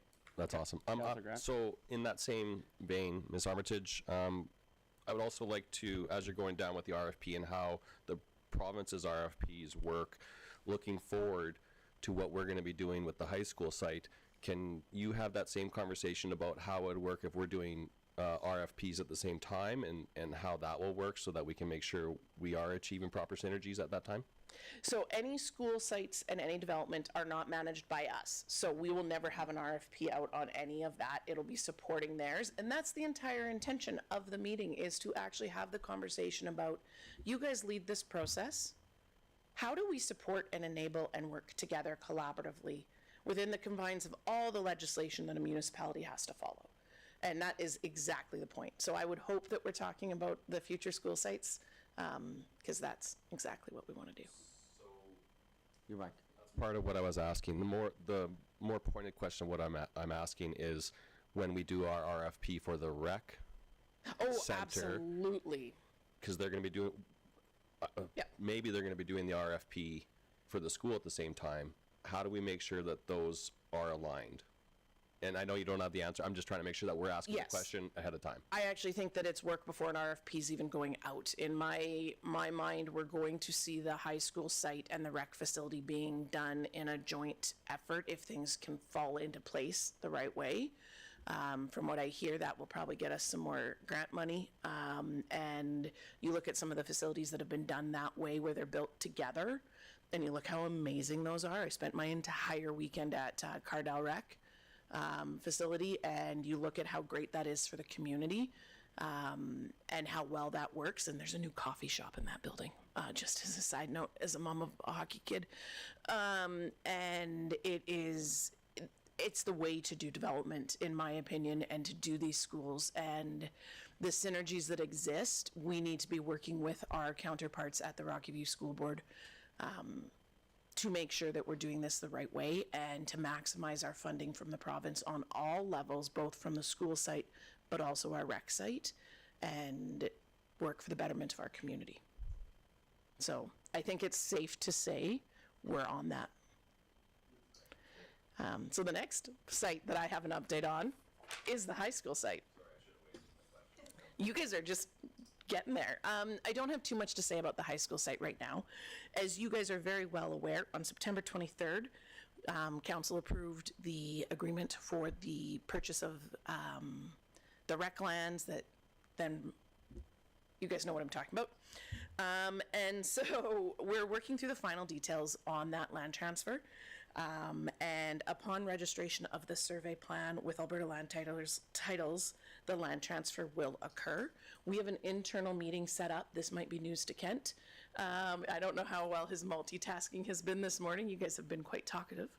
But we have a meeting set up internally tomorrow morning to make sure that all of our next steps are in line and that we will be able to see this get to land titles here right away and see that land transaction be finalized for the betterment of the community. We anticipate smooth sailing, and if we have any hiccups, we will make sure to give you an update. But this one, really, the next update you should get should be everything's been to land titles, and then the next one after that will be 3 to, sorry, there's a bug flying. I don't like bugs. 3 to 5, 6 weeks later, that'll be that the land transfer is finalized. So we're on that one, and very, very excited about that one. Awesome, thank you. Some people call it talking, some people call it working. This has not been my finest performance this morning. Is there any questions? My apologies. Any questions for our presenter? No, we're good. Yeah, Councillor Schindler. Through the chair to Ms. Armitage, are there any more sites that we can get ready within the next 6 months? Can I come back to you with our next update on that and answer that question so I can give it a bit more thought? That would be great. I'm sure there are.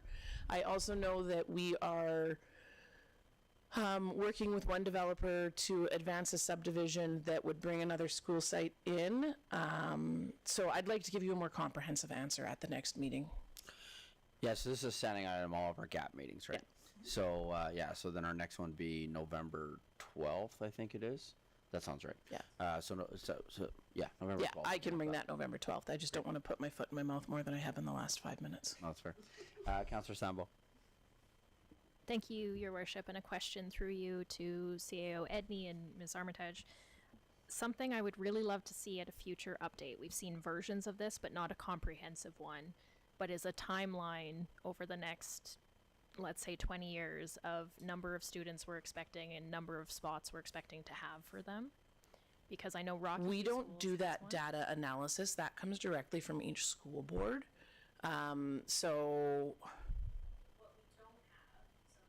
What we don't have is a projection of what the work you've been doing, these 3 sites, how that will impact us, or if by the time they're built, we're already behind again. So I can speak to that. We have a meeting coming up next Wednesday with Rocky View Schools. We are also invited to attend Rocky View Schools redesignation of on Tuesday night next week. So I would anticipate us being able to do that. The other thing that I can do with council's blessing is I can send that question to our school board trustee Shelley, as well as our school board trustee for Catholic Schools Shannon Cook. And so because we're meeting with Rocky next week, perhaps they can bring that answer to us for that, and then have Ms. Cook respond via email with that, and I can get those answers from the trustees if you like. Okay, I'll do that. Okay. Good? Everybody's good? Councillor Worzanowski? Thank you, Mayor Dean, and through the chair, administration, to you, Mrs. Armitage. You said you came prepared with notes. Are we going to be accepting a motion to accept this information, or is this a little bit more informal? And if it is informal, I'm also okay with that. But if we are going to have this as a standing item, maybe we just present it for information at future GAP meetings, and then we can get it into the record. So if any of our residents want to see the updates, they can read them in black and white. Any presentation, whether verbal or written, will be accepted as information. That's a matter of legislative process. To your question, though, what we could do is we could add to the minutes a refined version of the notes that you have presented. And so a refined version of what you have been reading from could be added to the minutes, and we can do that via motion here in a moment. So I would anticipate two motions now. One, that we're going to accept this as information, and two, to direct administration to add the presentation from Ms. Armitage as to the agenda package. That's how we do it. Okay, so can I have the first motion? Oh, sorry. So to confirm, we're not going to be doing a written RFI for this purposes. And my preference is not to do a written RFI, but these be a verbal update, simply because some of this information is new as of today. Like when it comes to our school sites, these are something that both myself and our manager of infrastructure are working on a daily basis. Yeah, I think we do the verbal. And then on ones like this where we have a little bit more detail, that we do the process that we're just about to do. I also think that administration could work with comms on having a school site update done at every GAP meeting. So comms could communicate something out via social media and our website, should the CAO so choose, because it is not up to us to direct comms, but we can direct the CAO. And then the second piece of that is we do send out a weekly update, and this will certainly be a part of the weekly update that I send anyway. But I agree, because it is such real-time information, and it also gives you the opportunity then to refine that and add a more refined notes that's going to go into the agenda package. Yeah, I would much rather have the real-time information of what's as of, 12:50 on October 15th, as opposed to having it in the agenda package for Thursday, like for having it in the agenda package last Thursday, because how much has changed in the last 4 days when it comes to school sites. So I would much rather the verbal information. Okay, I like that too. I just want to make sure we're on the same page. Okay, so can I have the first motion to accept for information, please? Councillor Sandboe? Thank you, Your Worship. I move that the Governance and Priorities Committee accept the report on school sites updates for information. Comments, questions? Call for the vote.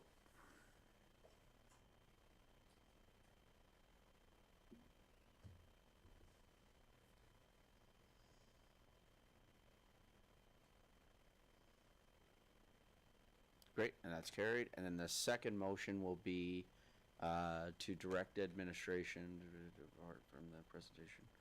Yep, that's it. Can I have a councillor make that motion, please? Councillor Worzanowski. Motion, the Governance and Priorities Committee direct administration to include the report from the presentation as part of the minutes. Presentation for 6.1, for item 6.1. For let me restate that. Yeah. Motion, the Governance and Priorities Committee direct administration to include the report from the presentation for agenda item 6.1 as part of the minutes. Comments, questions? Call for the vote.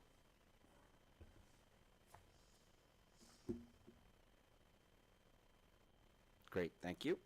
And that's carried. Thank you, Liz. Appreciate it. Comment from Councillor Grant, item 6.2 on recreation.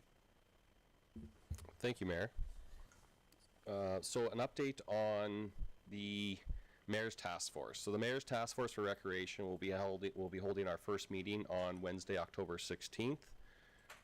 We will be reviewing our task force's terms of reference, as well as the previous needs assessments and the community surveys that have been done in the past. We want to make sure that we understand the needs of our recreational organizations and the programming gaps that exist within them. We will be breaking into our subcommittees at that meeting as well to focus on the individual projects of the Dawson project and the CRCA. We also acknowledge that we know time is of the essence for the community. The committee is keen to get to work so that we can provide recommendations to council and achieve tangible results for our city. Great, thank you. And just some background, the reason we had Councillor Grant doing this presentation is because he's the chair for that committee. So we just thought that it was appropriate for the update at this time for this particular GAP meeting to come from the chair for the Mayor's Task Force for Recreation. I still believe we accept that as information. Okay, so can I have the motion, please? Can I have a councillor make the following motion, please? Councillor Randawa. Thank you, Your Worship. I move that the Governments and Priority Committee accept the report from Councillor Grant on Mayor Task Force for Recreational for information. Great, thank you. Comments, questions? Call. Councillor Warzanowski. Just one question. Thank you, Mayor Dean, and through the chair to Mayor Grant. Mayor Grant. Oh, you're up. Councillor Grant. Sorry about that. Sorry, Mayor Dean. I apologize, Your Worship. Through his worship and to Councillor Grant, I know I'm not on this committee, but I'd like to ask if I can participate during the Mayor's Task Force meetings when able. Yes, of course. I think we are offering that opportunity to all of council to come sit in as ex aficionado. Is it ex aficionado or is it just sitting in? Ex officio. Ex officio, you are sorry. not participating. You're attending. Yes. That's So really, really important. yes, Councillor Warzanowski, you are more than welcome at any of our meetings. Thank you. I'm sorry, I have a follow-up question. Only for Mayor Task Force we can do that, or we can do it in any of the committees? So we had talked about attending at other committees, but you are not participating. And we really have to be careful of optics of having too many councillors go. And this is why what's going to be happening, and it's part of the next presentation, is that starting at our November 12th Governance Priorities meeting, you will see updates from councillors. We're about to talk about a template, all those sorts of things where councillors are going to be expected to give a written report on what's going on in their committees. And so I would humbly ask all of our councillors to allow each other to run within our committees, let them go, get the updates from those councillors from those meetings. I know that we all want to be involved in everything. And at the same time, we all feel the tension of how busy our schedules are. And so I think that it's important that we allow our committees to go and have those sorts of things happen. With that, I'll call for the vote on the motion that was made.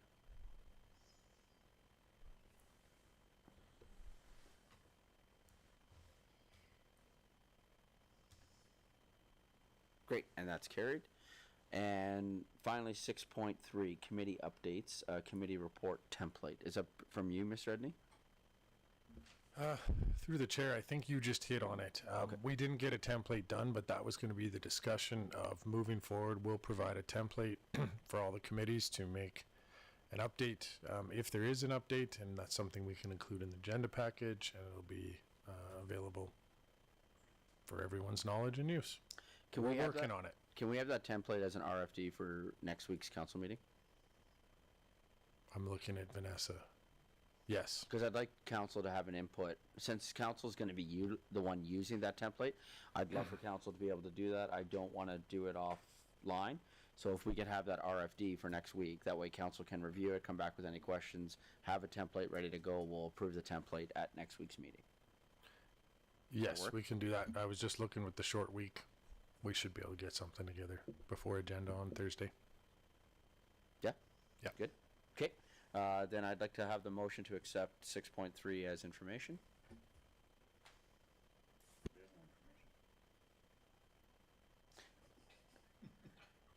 So the information would be that we are creating a template that is going to be approved as an RFD at the October 22nd council meeting. So, sorry? No, they said that it's okay. Yeah. Councillor Schindler? Are we going to include a date on this, or just leave it as is? No, we're just accepting this as information. Okay. We're not directing that. That's, they've, admin has indicated they'll have this for us for next week. Okay. I move that the Governance and Priorities Committee accept the update on the committee report template as for information. Sorry. Comments, questions? Call for the vote.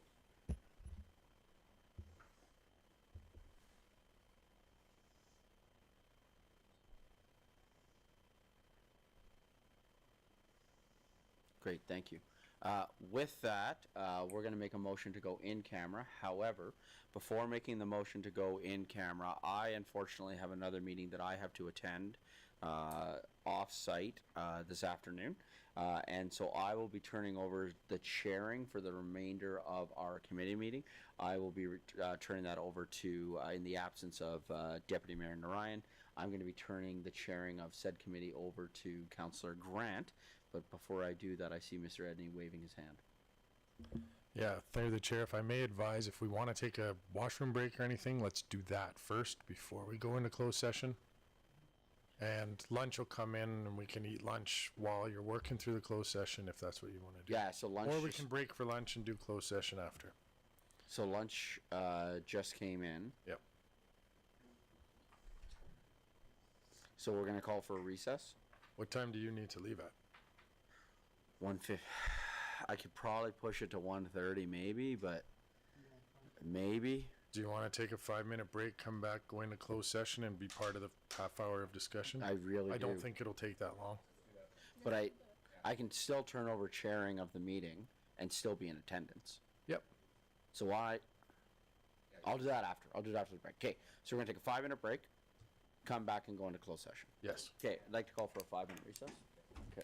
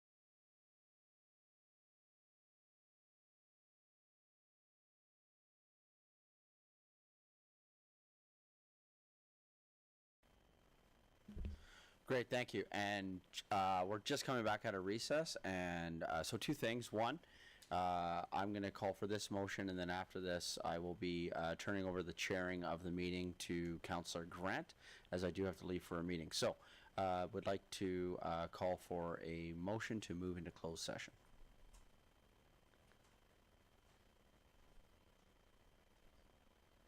Could have the motion on the screen. Oh, there we go. Sorry. Can I have someone make the following motion, please? Councillor Sandboe. Thank you, Your Worship. I move that the Governance and Priorities Committee move into closed session at 1:03 p.m. to discuss the following: 7.1 FOIP Part 1 Division 2 Section 25(1)(c) disclosure harmful to economic and other interests of the public body, union negotiations; 7.2 FOIP Part 1 Division 2 Section 16(1)(a)(2) disclosure harmful to business interests of a third party, fiscal capacity discussion; 7.3 FOIP Part 1 Division 2 Section 24(1)(b)(2) advice from officials lawsuit update.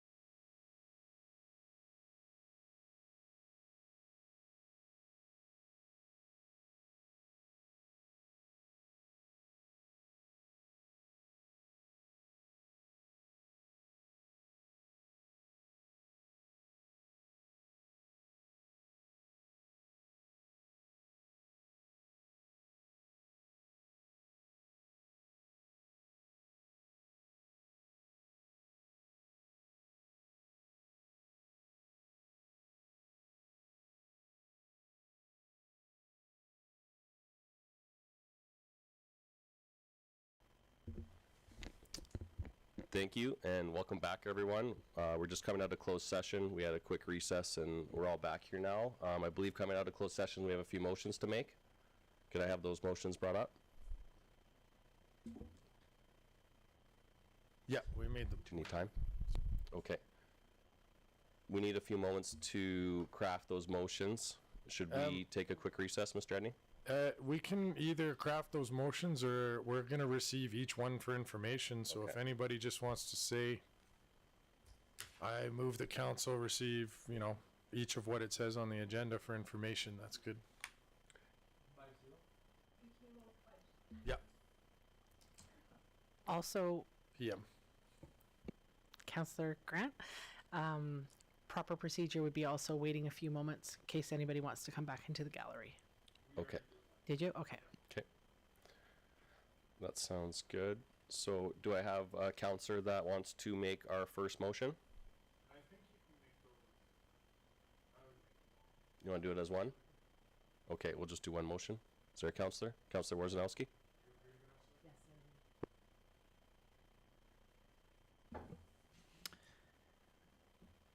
Motion, the Governance and Priorities Committee to accept the following closed session items for information.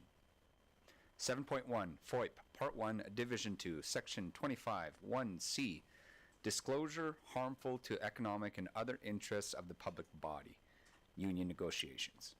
Second, 7.2, FOIP, Part 1, Division 2, Section 16, 1A2, Disclosure harmful to business interests of a third party, fiscal capacity discussion.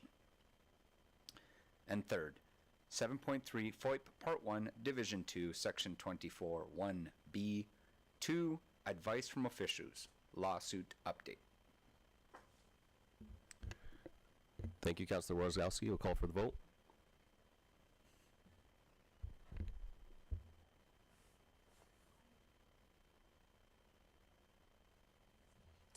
And that motion is passed. Thank you very much.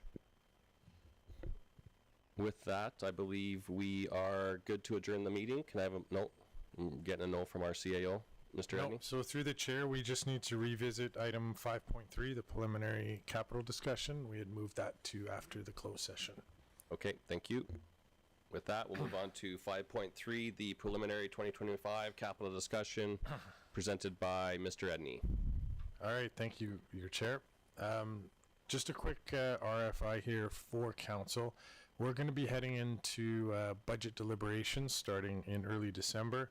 Administration is working on both the operating and the capital budget. As per Section 245 of the Municipal Government Act, the capital budget needs to be finalized by the end of the year.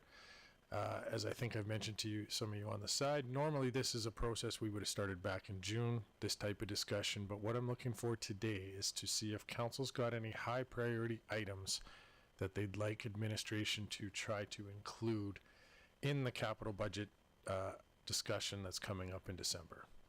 So just looking for some feedback from council of where council's priorities may be. We'll do our best to address them.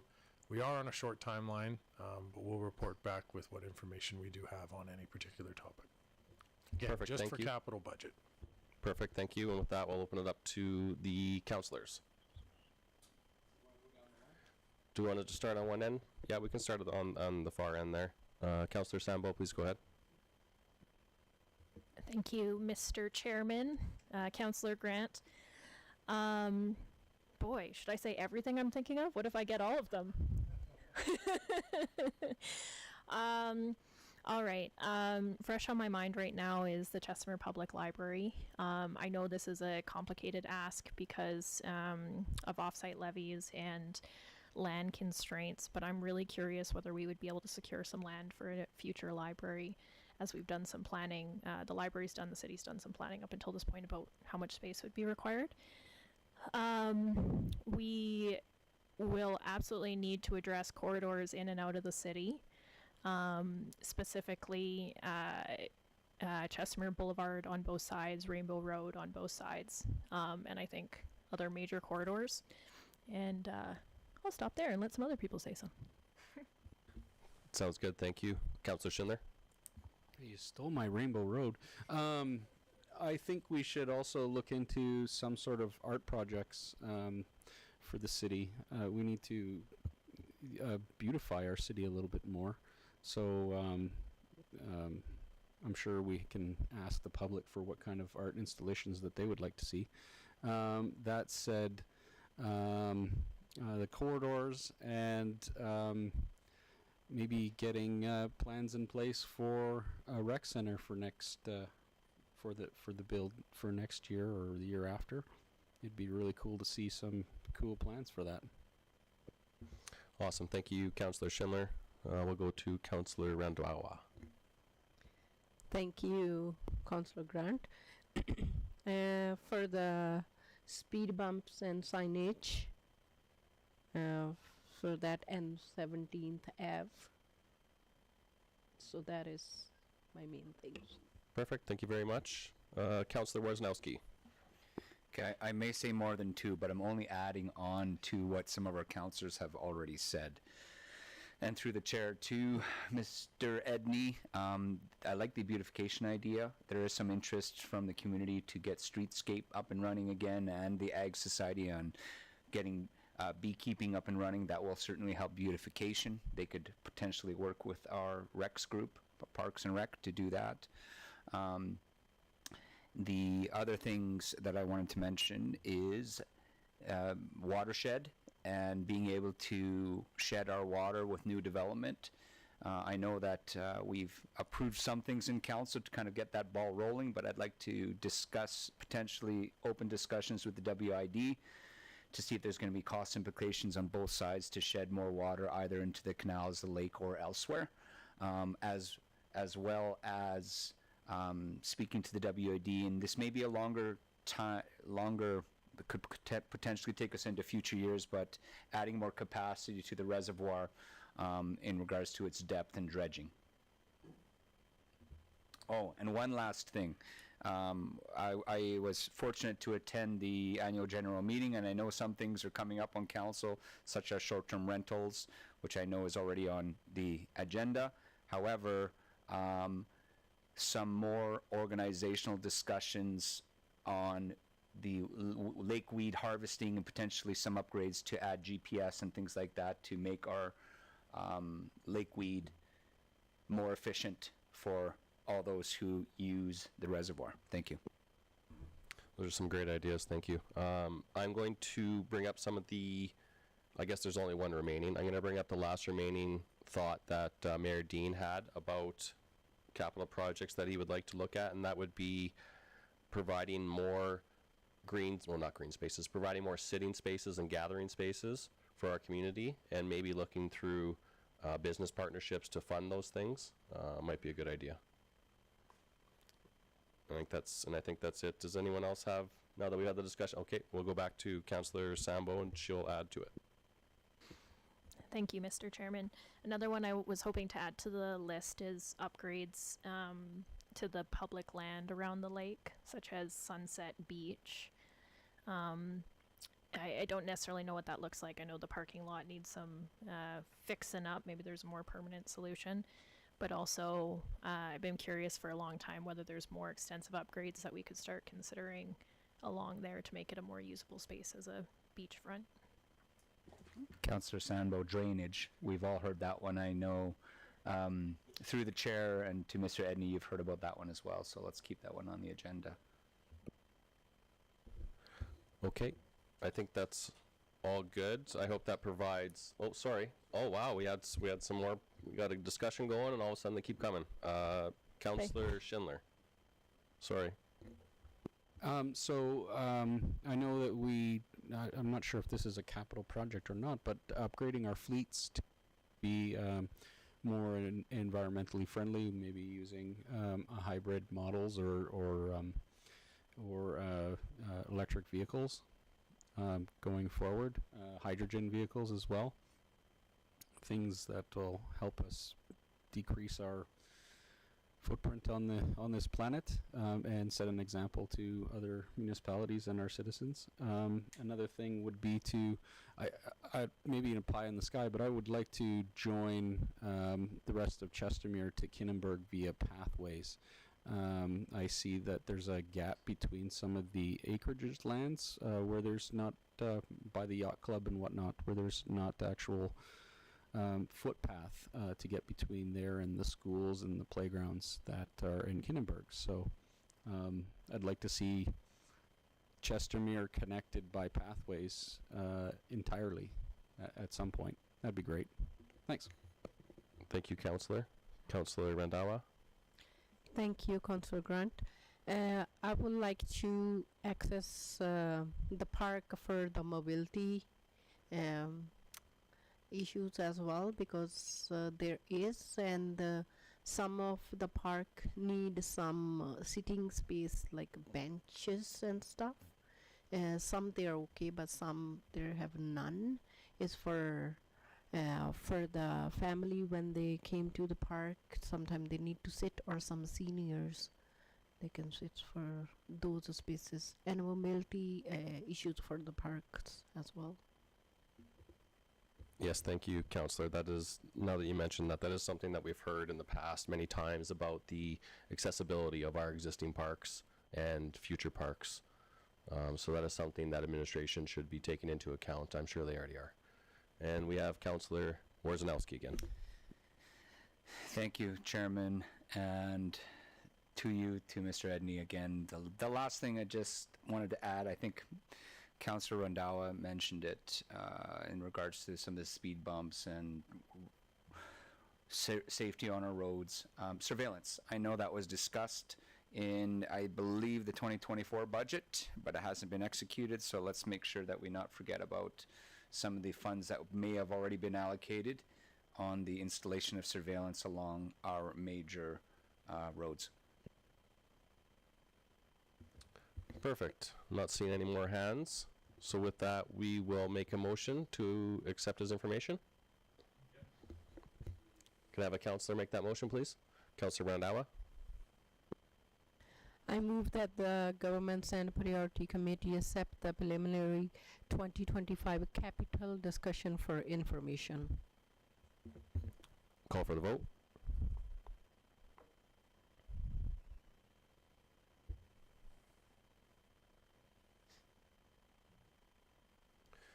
And that is passed. Perfect, thank you. So unless there are any other items that have been rearranged, I believe we have come to the end of the meeting, and I would ask for a motion to adjourn the meeting. Councillor Schindler? I move that the Governance and Priorities Committee adjourn at 2:08 p.m. Call for the vote.